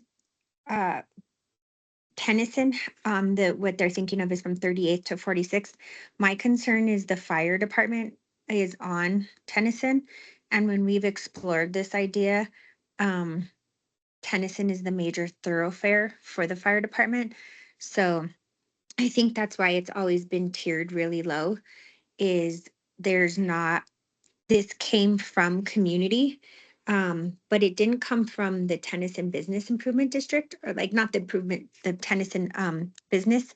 They don't like when the streets shut down. So I think there's conflicting ideas on this. So it's not it's not one of ones that I would elevate. Thank you. And from the subcommittee perspective too, it's almost any project that wasn't rated highly as protecting safety was tiered lower. So even though it was from the community, it had good buy-in there. West 38th Avenue. Councilwoman Sandoval, I know this is another one of your projects. Do you want to speak to this? Yeah, so in the comments that I sent out to the committee members for this project, I think there's maybe a misunderstanding on this one. This all came out of a road safety audit. 38th Avenue is a high injury network. There's been several deaths on this road in Northwest Denver. That's like the spine of Northwest Denver. And we did a road safety audit, and recommendations came out. A lesser project came and made it into the tier 2 or tier 1. I can't remember. This one, when the connectivity reported out, I was so confused because they kept talking about BRT on 38th, and actually there's no recommendation for BRT. So I don't know this whole entire, like, where the confusion lies on this project, but 38th Avenue really needs to be updated. So I would support this one moving up to tier 2, but with a lesser scope, because there's no BRT. So I don't know where the confusion lies on this. I think there needs to be some more clarity on this project and what recommendations are exactly in this tier. So that's my comment. So to your point, there's a reduced scope tier 1 version at 56.6 million, not the more expensive version. You can dig into the scope. Yeah, we can continue to refine that. But I think it's fair to say you would not support pulling up the large one that was at tier 3. Does the large one include BRT stops? That was the big scope. I would need to go into that definition, but there was a reduced scope that was 56. Because there's not in, I don't know where the BRT even came from. It's not in Dottie's recommendations at all. Taylor, can you speak to So, that? yeah, we do have a 38th Ave corridor study that just concluded. It just got posted online. And it doesn't include BRT in the same way that you were thinking of like Colfax or Federal. It's kind of speed and reliability improvements for the buses to speed them up at like spot improvements, intersections, and some bus stop improvements. So not that full BRT like Colfax, but definitely some transit improvements are included in that major multimodal project. And in the other tiered ones, are the bus stop improvements included as well, or is it just improvements on 38? That's where I'm confused on Yeah. this project. I don't understand the difference between the two. Yeah, it's a good question. And this is one of those projects that's kind of infinitely scalable, right? Like there are sidewalk segments that need filling, and those can be probably taken care of by the sidewalk program, $307. It's one of those Exactly. things where we That's can do, we can do 30 bus stop improvements and do the whole thing, or we can do 10. We can do 10 huge signal improvements, or we can do 5.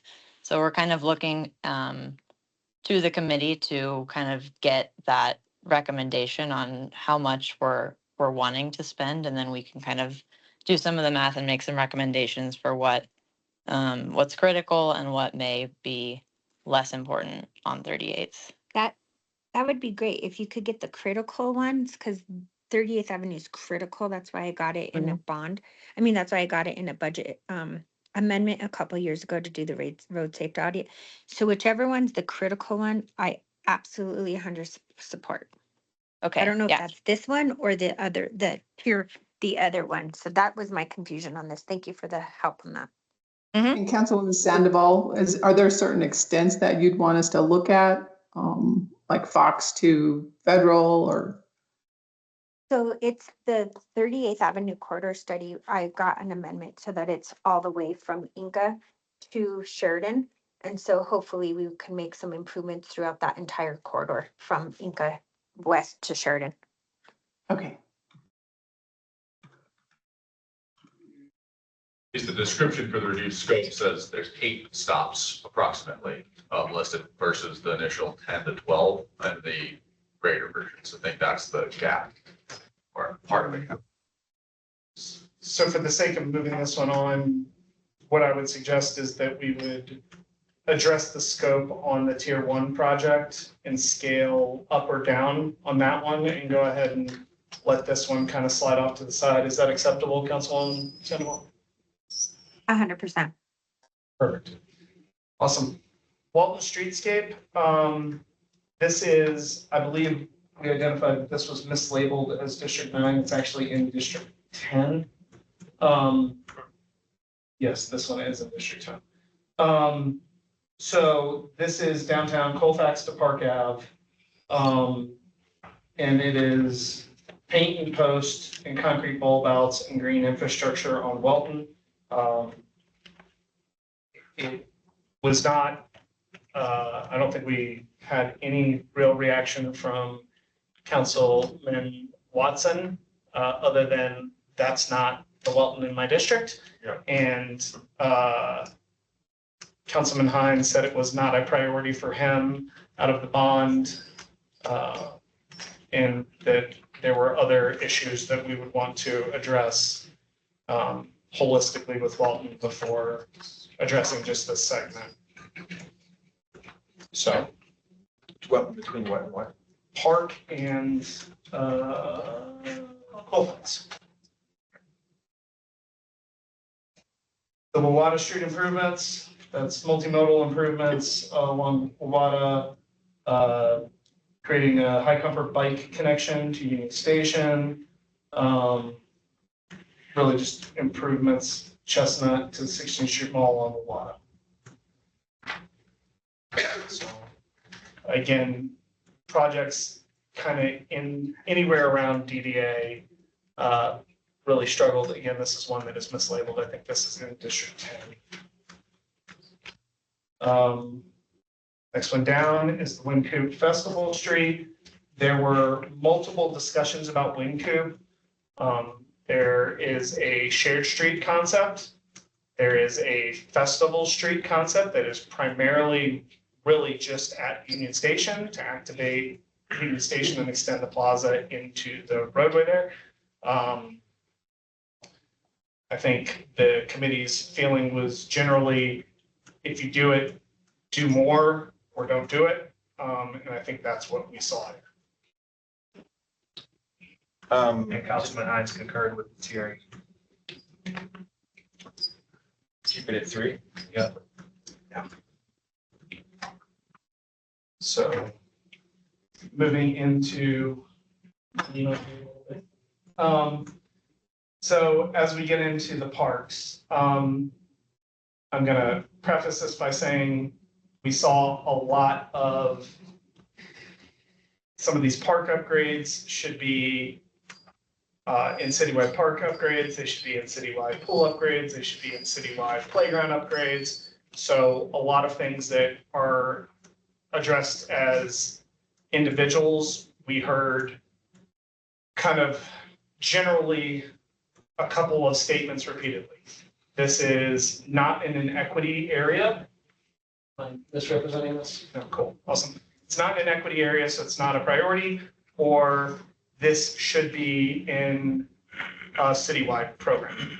So most of the projects that are in tier 3 from parks fell for those reasons. That's not to say all, but that is generally speaking, most. Bear Creek Skate Park, there are 2 skate parks in this. One is in Southeast, very heavily used, very heavily supported. The Bear Creek Skate Park, I don't think Councilman Flynn had it as a priority. What's that? There's a visioning plan that's done for Bear Creek Park, and the skate park was not in that visioning plan, meaning the community did not bring it up as a priority through that process. And so this came as a community idea just from a couple of folks, and so it didn't really fit with Parks plan for that area. But you said it's heavily used? This one's not. This one is not heavily used. Oh, okay. The 2 get confused all the time, and that's why I'm just kind of flagging it, because it will come up Southeast, heavily used.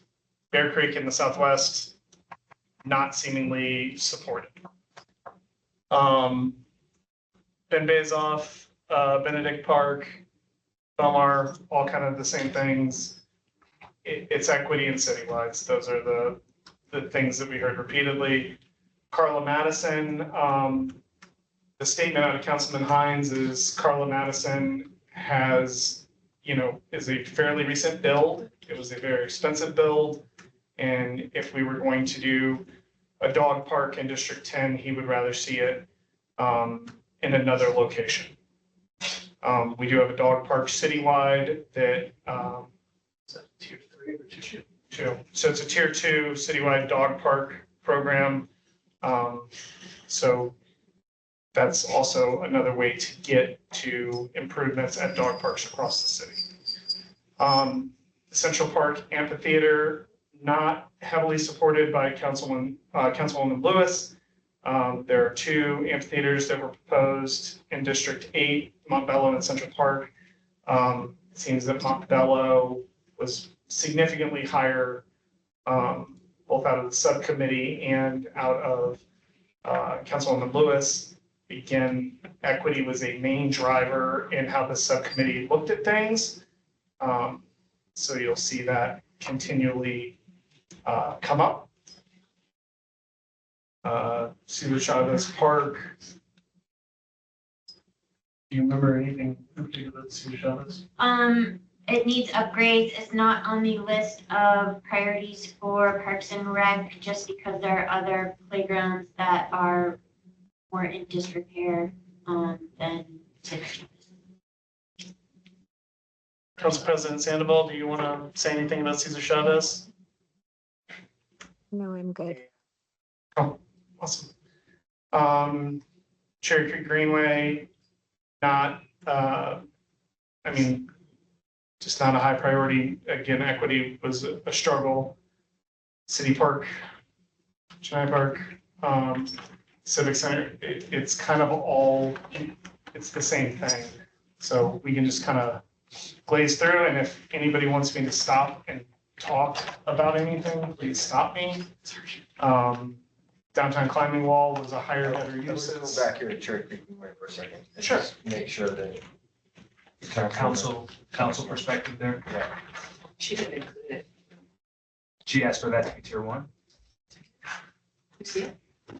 Not yet. I don't see it. Oh, no. There was Well, one no, commentary. I don't have anything, Evan. Do you have anything on that? So pictures, I don't know. She didn't include it for scoring. Correct, she did not. Okay. Yeah. District 6, the Catherine. Oh, is that commented the on that. D6 project? Yeah, well, he just said he didn't hear about it coming up from, Okay. community. Didn't submit, sounded decent, but not strong support, so. Thank you.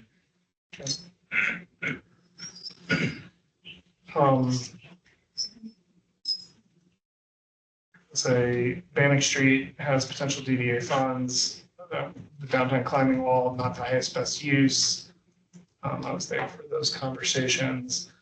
Harvey Park improvements, Harvey Park is very important to Councilman Flynn, but the district has a lot of high wants. Hirshhorn Park, I know is a priority for Council President Sandoval. I believe we should flag that for future conversation, even if it's in the scaled perspective. I know that it's got needs. Is that a fair statement, Council President? Yeah, so this is one across the street from Little Man Ice Cream. And I don't know when the last time it has had a upgrade. It's in the near northwest neighborhood plan that the city council just adopted for amenities. And I think when we looked at the data for how often it's used, it's one of my smallest parks in Northwest Denver, and it's actually one of my highest utilized parks. So I would move this up to tier 2. Or I can't remember the funding on this. What was the funding?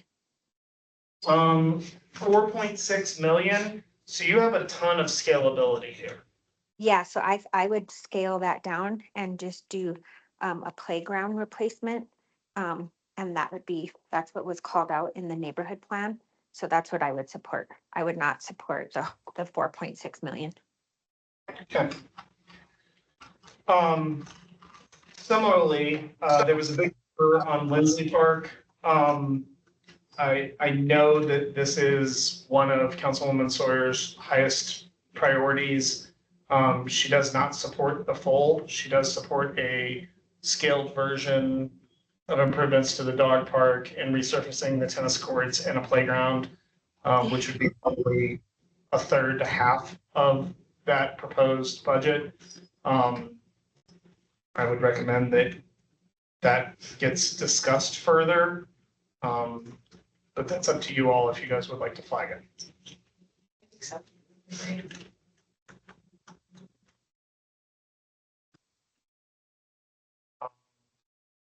Manly, Mayfair, Northfield. These are a couple, these next two were ones that DPR felt they could fund with other funding sources. Manly and Mayfield. Yep, they were small. And Central Park was equity. Yep. So Park Hill, Yeah. not controversial at all. I'm sure we can just blaze right past that one. Nobody needs to talk about that one. Yeah, no, let's not skip that one. Obviously, it's tier 3 here. I think we need to strongly consider the presentation we got from Joel Clark, Executive Director of Parks and Rec, and obviously just kind of specter and scale of that park and what it would mean to not commit bond dollars to it at this point. I do think it's got a ton of scalability. You have 155 acres. You can program 155 acres, and you can program 120 acres, and you can program 60 acres. So I do think you have a lot of flexibility within that to scale it.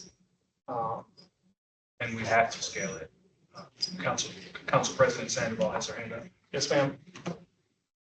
What's the current amount that what they're asking right now? So the current ask was 150 million, and that is based on a per acre pricing for a regional park with regional park amenities. So you could scale and phase. It is not one where we're saying that this is 2 miles of trail system and a splash pad at 8 million and a playground at 2 million, and because they're in the visioning process right now. Good. I think So you said, but it's It's at 125. Or 125. 125. I do think we need to formal request into parks for what would we get for 125? If we don't already have that request in. It's a fair question. And I'll just say that I think it's unfair. I'm gonna say the unpopular thing. That's pretty much my job right now as council president, be a little bit of a dream crusher. Is it's a mystery to all city council members how it ended up on the 6-year plan when we just acquired it less than 6 weeks ago. And it was announced in January that we were acquiring it. So I don't know, none of us know how it ended up on a 6-year CIP list, when actually, if we were actually doing the 6-year CIP list, lots of things fell off. And so I think it's, I'm working with Councilwoman Lewis and Councilmember Watson on this, but I do not agree with funding it at $125 million. There's a community process that's barely starting to look at the visioning of it. So I think we need to look at there's a survey that Denver Parks and Rec has open right now on what people want to see in that park. I think we have to look at that feedback and scale this way down. I would be supportive of moving it up from tier 3 to tier 2 with not less than maybe couple 10-15 million dollars. What does that get us? But based on the survey results that Parks and Rec has open right now, because I don't know how it ended up on the 6-year plan when it was announced in January that we were acquiring it. And we can absolutely run some different scenarios with parks of what phases would look like or what options would look like at different dollar figures. Again, the numbers were just generated on a price per acre for generic, regional park amenities. So when we get into the actuals of what it is, I think it's easy to get something. And I heard Council President say that she's in ongoing conversations with both Councilman Watson and Councilman Lewis, but I think it's important to sort of include her feedback here. In part because I'm not exactly sure which way this is pointed, but the purchase of this indicated to me that it may come with investment. I would like to see investment, but we'll assume the mayor's office has their eyes here. It's a priority to Park Hill and the city as a whole. Yes. It is, but at the same time, there's this process called green gentrification. And so when you bring in huge parks and you bring in, it spurs major gentrification like no other. And so that is a major concern for Councilwoman Lewis and Councilmember Watson, is with the acquisition of this park, that whole entire area is going to get gentrified. And I know that because Northwest Denver, after the Sloan's Lake master plan came out in the late 1990s, we have McMansions built around there. The average house around Sloan's Lake is selling for $2.9 million. And that is what green gentrification does. And so I think we need to use caution on this, and I'm going to continue to do that because I'm in a weekly meeting with Councilwoman Lewis and Watson on Park Hill. because we don't want it to spur rapid gentrification and displacement like other places in the city. So I'm just gonna have to say, this is not a priority for Councilwoman Lewis. But I do want to make sure that it is somewhat on the bond so that we are building that investment with the leveraging the money that we use to purchase this as a catalytic project, but I would just, I'm gonna have to defer to my colleagues because they do not support this being on the bond. Being on the bond or being on the bond at 125? It's not a priority for Councilwoman Lewis. If I sent out I allowed all my council members to go through all the tiered projects in their council district, and did not make it to being on the bond. I don't know if she added comments about scalability. I could talk to her about that on Monday. I say like reading her comment, it said priority for Park Hill, but you're absolutely correct. She doesn't say it's her priority. And that's where if we want to keep it alive for discussion in some different scenarios,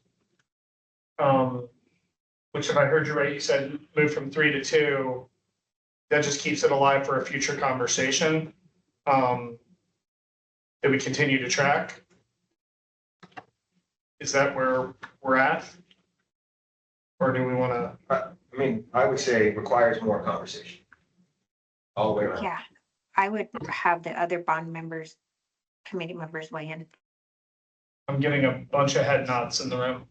So more conversation. We'll keep it on the list to continue to discuss. But understanding the concerns, hear you clearly about green gentrification, and hear you clearly that you would have a very difficult time supporting it at 125. Pickleball outdoor courts, there were 2 locations for those. Again, I think that was an equity conversation. Sorry? Oh, Platt Park, that was the playground replacement. I think that was playground, the conversation with that one, Lisa was putting in playground citywides. Again, it's in a high equity area. We believe it should be done. It just should be done in a different manner. The Rhino Promenade, equity, again, was the driver there. The Rosamond Golf Course, do you have comments on that one, Lisa? I don't remember that one. Sorry, which one? The disc golf course. Oh, that is it's super popular in the area. It was a pretty low cost investment. I think it was $200K. It was just, everyone sort of was like, meh. So I don't think I got any feedback from. Not a lot of disc golf on the committee. It is something we could always go back and look at if we wanted to find a $200,000 project. It's probably the lowest cost project on this list. Somebody thought skillfully to get there. Somebody really, that is a highly motivated subset. Apparently, Marion Blaine. Parks and Rec has a lot of requests for this, but Yeah, Rudy Park Playground. this one is 3 blocks away or very close to the Sun Valley Riverfront project, and Council Member Torres felt that that was a priority over Rudy Park Playground, and that Parks and Rec could put the playground into legacy funds. Okay. Again, while we've talked a lot about parks here, this was parks, trails, trees, and climate. So this is where EV charging landed. I think we heard a lot about the EV charging could be accomplished a lot of different ways. It's not that there's not a reason for it to be here. It's just that this is not the mechanism. Was the general statement we heard repeatedly, and at 1.5 million for, I think it was 4 EV chargers. Yeah. It was just not where they wanted to go at the time. skate features at Southwest Rec Center. This is also something that wasn't, it was a community suggestion. It's not necessarily, there's not a good plot of land near the Southwest Rec Center for this, so they would have to do significant, visioning. Skyline Park, Block 1 and 3. I know Councilman Hines, general Skyline Park. Sorry. Could I weigh in on the Southwest Rec Center thing real quick? Yeah. Hi, Mark. Sorry, I didn't get off mute soon enough, but I just wanted to also say there that I think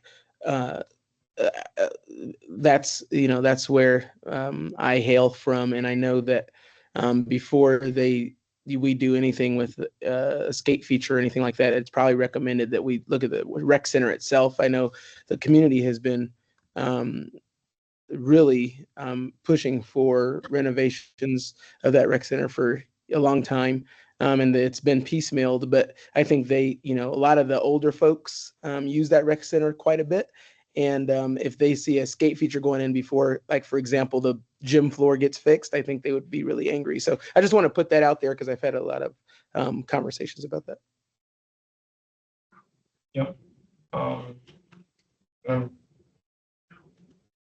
I would understand that completely. That would kind of, the demographics of the area would drive the use of that, I think, pretty hard. Skyline Parks, Block 1 and 3. Councilman Hines, I don't have his comments directly in front of me, so I'm gonna go off of memory here. I believe he very much supports the idea of Skyline Park. He feels that DDA funds would be more appropriate, or that they have other ways to get there. Sloan's Lake dredging. Big number. There are competing Sloan's Lake projects here. There is a environmental restoration project that is supported by Parks and Doggy Wastewater. And then there is a community-driven dredging project. There is also a kind of semi-competing dredging discussion that Parks and Wastewater have had. There is a massive swing between these two numbers, like over 9 figures. It's a big question. There's discussions about a multi-jurisdictional district getting created to help fund this. I think a lot of those questions and the equity conversations around them, it's not that there's any belief that dredging at Sloan's Lake doesn't need to happen. I don't think that there's any belief that the health of the lake is important. I do think that there's more information needed to get to a single comprehensive view of what the answer is. And it feels like they're not there yet. There is, I believe it's a tier 2 project for the general lake enhancements, the 4 bays, which I believe Council President Sandoval supports. So please stop me if I'm wrong on that, to help decrease the sediment going into Sloan's Lake, to kind of reduce what is causing the issue, or one of the drivers causing the issue. There are other ways to get there.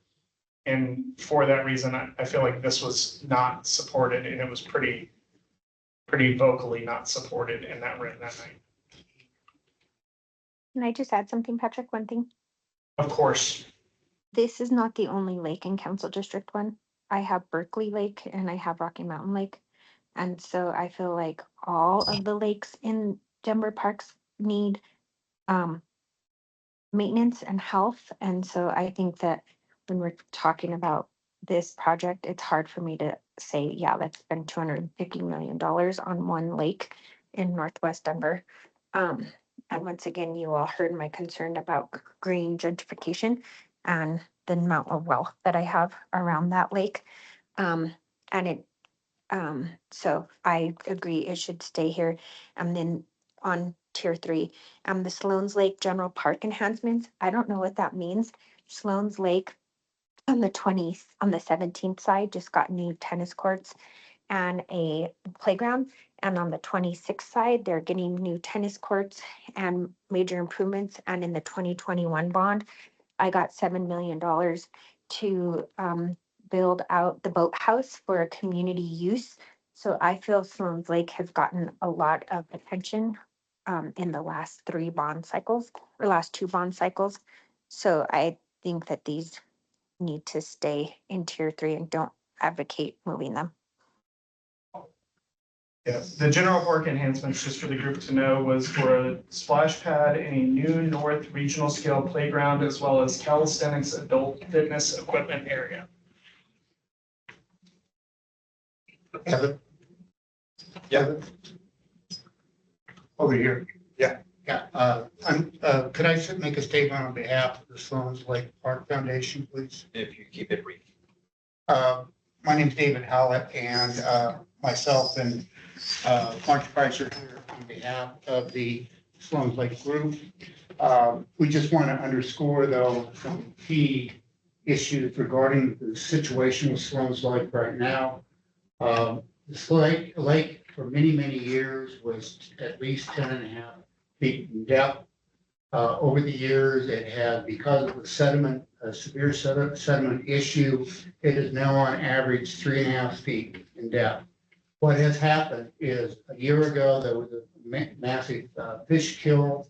The lake is slowly, if not speeding up in terms of the potential death of the lake. These actions are taken sooner than later.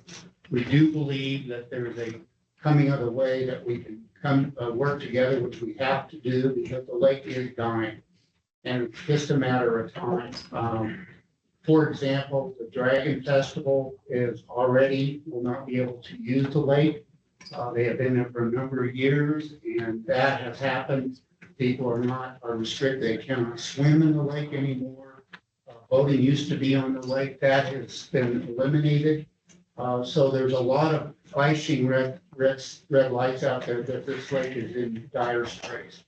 And it needs attention sooner than later, as I mentioned. We are also, the Park Foundation is working very diligently on getting a broader financial package together. They've brought on Kaplan Kirsch, well-respected law firm in the state of Colorado nationally.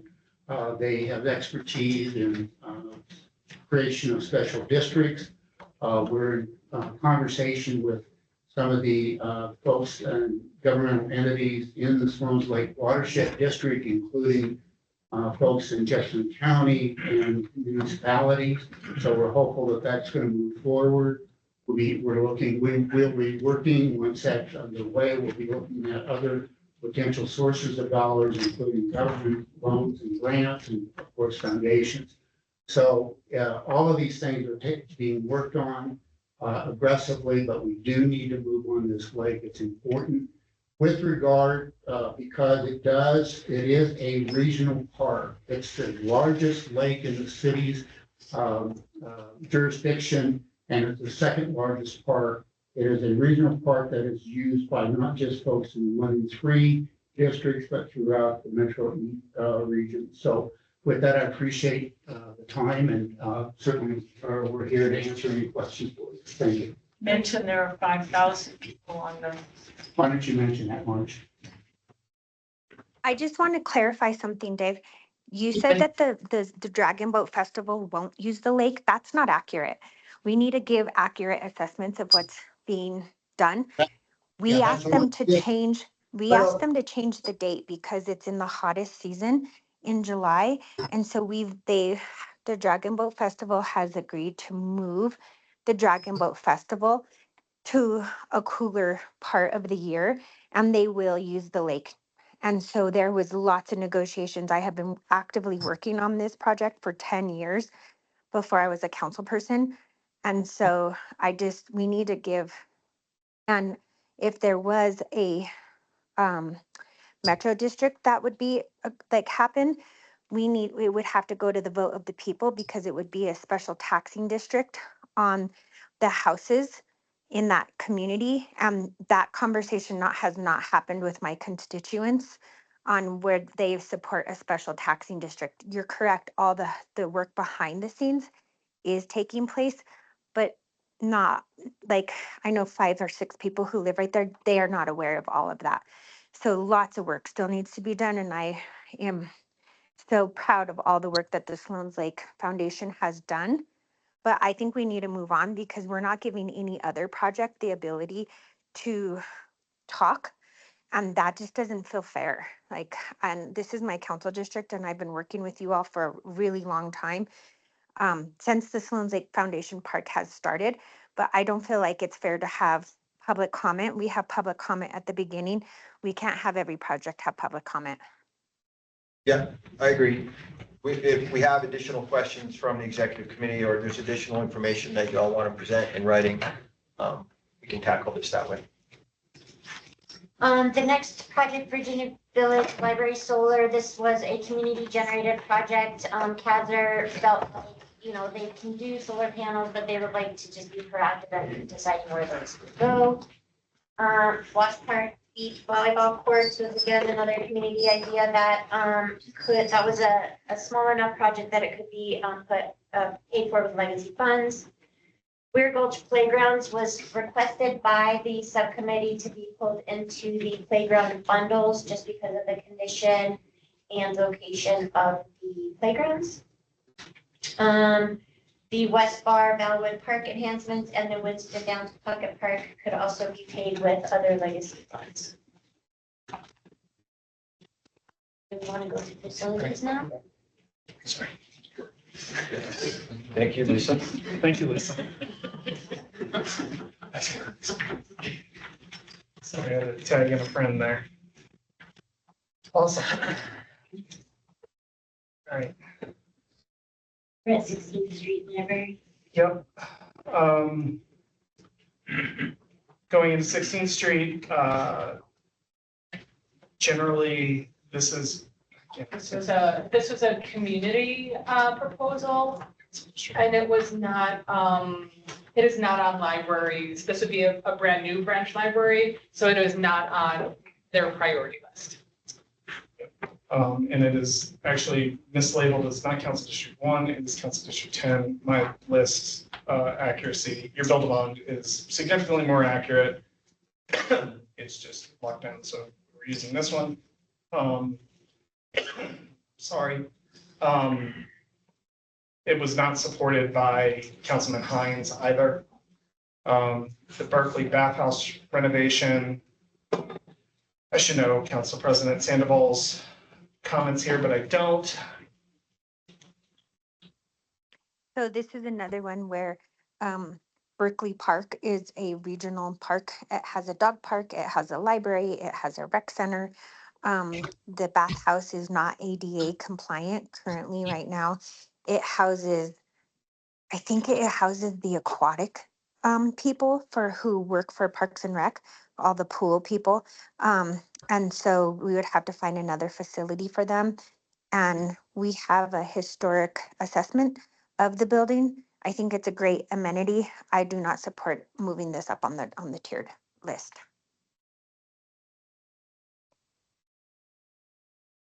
Central Library Play Space. Again, I think this was, you're gonna have to stop me here, please. Just not a terrible idea, just not supported by libraries and not a priority at this time. And maybe other funding source. Yeah, this one would build on the conversation of the subcommittee was that it would build a play space at the corner of 14th and Broadway. I do think libraries does support it. However, it's just not one of their top priorities, but they definitely do support it. And I think the conversation also within the subcommittee was just the location of playgrounds within, and so we could provide some information on the closest playground, and I forgot how close it was, but so the subcommittee was really looking at just the proximity of other playgrounds around. And Dennis, if you have any other information, I know that you're online as well, just jump in.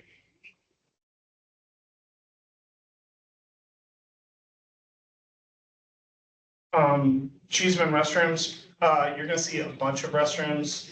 As a general statement, Parks, has identified that there's just problems with restrooms. I'm going to not dance around the statement.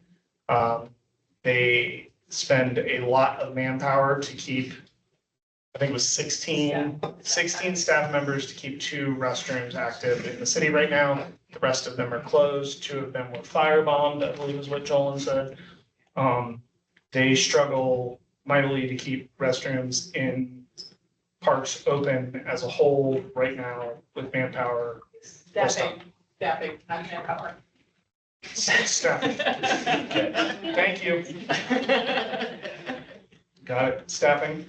There are a lot of FTEs that are used to keep very few restrooms open, just because of the struggles. So they did not support expanding restrooms at all. Is there a citywide program on park restrooms? Yeah. Gordon, I know you're online. Is there anything you wanted to add regarding restrooms, park restrooms? I think the summary was a good one. Again, my name's Gordon Robertson, Director of Park Planning, Design and Construction. I did do a report to the subcommittee regarding this issue, and I informed them that new restrooms would be impossible to staff and maintain at this time. We are delivering, I think, 3 new restrooms as part of the blast bond, and that we were not requesting any new restrooms. Thank you. Ranger headquarters, I wasn't there that day. Was there anything about Ranger headquarters? Do you want to touch upon Ranger headquarters, Gordon? Hi, did you say Ranger headquarters? Yeah. Yeah, like all of our staffing, external staffing outside of the Denver Post, we tend to be in very archaic buildings. DPR Rangers do not have a headquarters. They do have a need to meet, to do trainings and to do large group, exercises. They don't have a current maintenance facility to do that in. So this would serve that purpose. This is their headquarters, right? And it's a tier 3, Gordon? Yes. I think we were placing more priority on a couple maintenance district improvements. Okay. Thank you. Yeah. Restroom upgrades, we touched on the Auraria Branch Library. I was there for that conversation. It is not supported by libraries. I think the comment that was made is it's a campus. There are already libraries there. They're just not our libraries. It's a pretty great summary. The statement of libraries as a whole seems to be the ones that were identified and supported by Denver Public Libraries were elevated out of tier 3s into 1s and 2s. The ones that were not identified as priorities were lowered down. And libraries gave a really robust presentation that is in your shared drive as well, highlighting their priorities for new libraries. They're really focusing on renovation of their current libraries. That's their first priority. Indoor pickleball. I don't know if you guys have heard of this pickleball thing. It's new. Nobody is really advocating for it. It's not a strong lobby at all. If you have questions, you can call Gordon directly. He'll send you his home phone number and address. Send it to all the pickleball. Yes, exactly. Pickleball people. I sent a wonderful picture to Lisa about pickleballs. They already have it, so. We will find it. Regional Aquatic Center was the desire to create a centralized aquatic center because Denver does not have that in their park system. Again, I think it is a recognized need. It is a very big dollar figure. It's a want maybe not right now, I think was the statement out of the Park Subcommittee. More bathroom facilities, the volleyball field house, I don't have comments on, what's that? No, I was gonna make a clarification of one of my statements. Go ahead. So, sorry, I did misspeak. The new Northfield Branch Library that is on their library's priority list, it is listed as a tier 3 for priority for within DPL. So sorry for misspeaking earlier. The subcommittee tiered it at a 3. That is I great, think yes. the Denver Public Library Yes. system puts it as a priority. Yes. Okay, and we are down to volleyball field house. Councilwoman Sandoval, I don't have a comment from you on here. Oh, she did? Okay, perfect. So I did not have a comment from her. I think she is neutral on it being a tier 3. Wash Park New Rec Center was, again, an equity piece. And the citywide park lighting bundle was just generally increasing lighting in parks across the city. While a tier 3, I think we can always bring that back up from an equity standpoint. Parks could always use more lighting. It does have a tie back, and you will see that as you get into safe and healthy neighborhoods. I think Harvey Park in particular was called out, safe and healthy neighborhoods as a tier 1. Crime prevention through environmental design is another one that kind of touches on lighting in parks. There will always be a need to increase lighting in parks. I don't know that, outside of dark sky compliance, that there's ever a time where we would go, no, don't do that. And that can be considered through the citywide, that can be a citywide investment and your reinvestment as well for both of those, So. There were 4 council members that had commentary, pretty much being supportive, more supporting of citywide park lighting being elevated from tier 3 to in specific areas with most of their commentary. So I don't know if we want to flag that or if we just want to know that that's there and we can bring that back as we go later. during the citywide. Well, Strong feelings. Let's bring it back, but we're gonna assume that this is already gonna be categorized under what could be under reinvestment rate. Yes. So I'll highlight it on my sheet just for the sake of this. Yeah. So the good news is I think you took pretty significant amount off. You got what, 5 projects out of the tier 3 that will have additional conversation. And we'll be sure to send out the summarized list as well, so we can just kind of, as we go along, just review things and just ensure that we're capturing things accurately as well. So I think what we owe to you as a committee is scalable flags. So that way you know what is all or nothing or what is scalable. I think what it really is less of what flags is scalable and more of what flags is all or nothing, or projects that have like a minimum viable dollar amount. So we can work on that for you here in the next couple of days. You all have your build your own bond tool. We are here to help you if you have questions. Between Ryan and Emily and Jackson, I won't pretend to be the Excel guru. They are way better at that than I am. And the Luddite, please reach out to us. We can help with anything. If you have specific project questions, if there's something you're not One thing seeing. we didn't talk about was the rubric. So Yep. we'll do that next time. Yeah, we'll hit that at the beginning of the next meeting. We did develop a rubric to help you kind of in defining things. I do think as we really get into some of these projects and when you're feeling like something is in or something is out, I don't know that the rubric is gonna do much to justify your feelings, but I think when we get to those kind of cut line ones, the last one's in, first one's out, I think the rubric is gonna be very helpful for for helping you sort through, there's 5 projects, how do I really feel about these projects, and turning it into really a scoring process there. It is there to assist you. It is not a requirement. But we wanted to help make sure everybody has tools to work through this. This is a complicated process.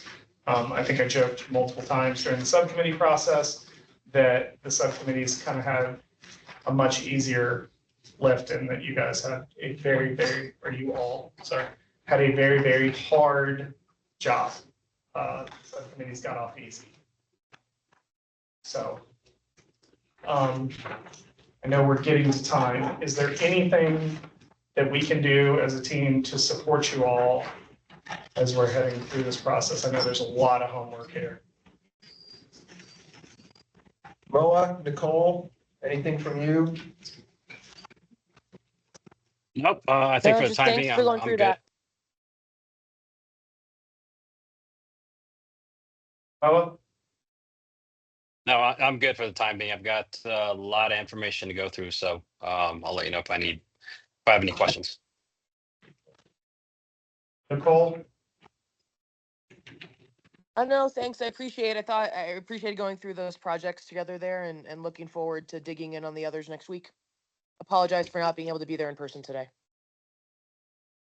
Okay. Mary, anything? Yeah. All right. Yeah, thank you for making additional time today. Thank you so much. Have a good weekend. Thanks, everybody. Thank you all. So everybody, see you next week. Yeah.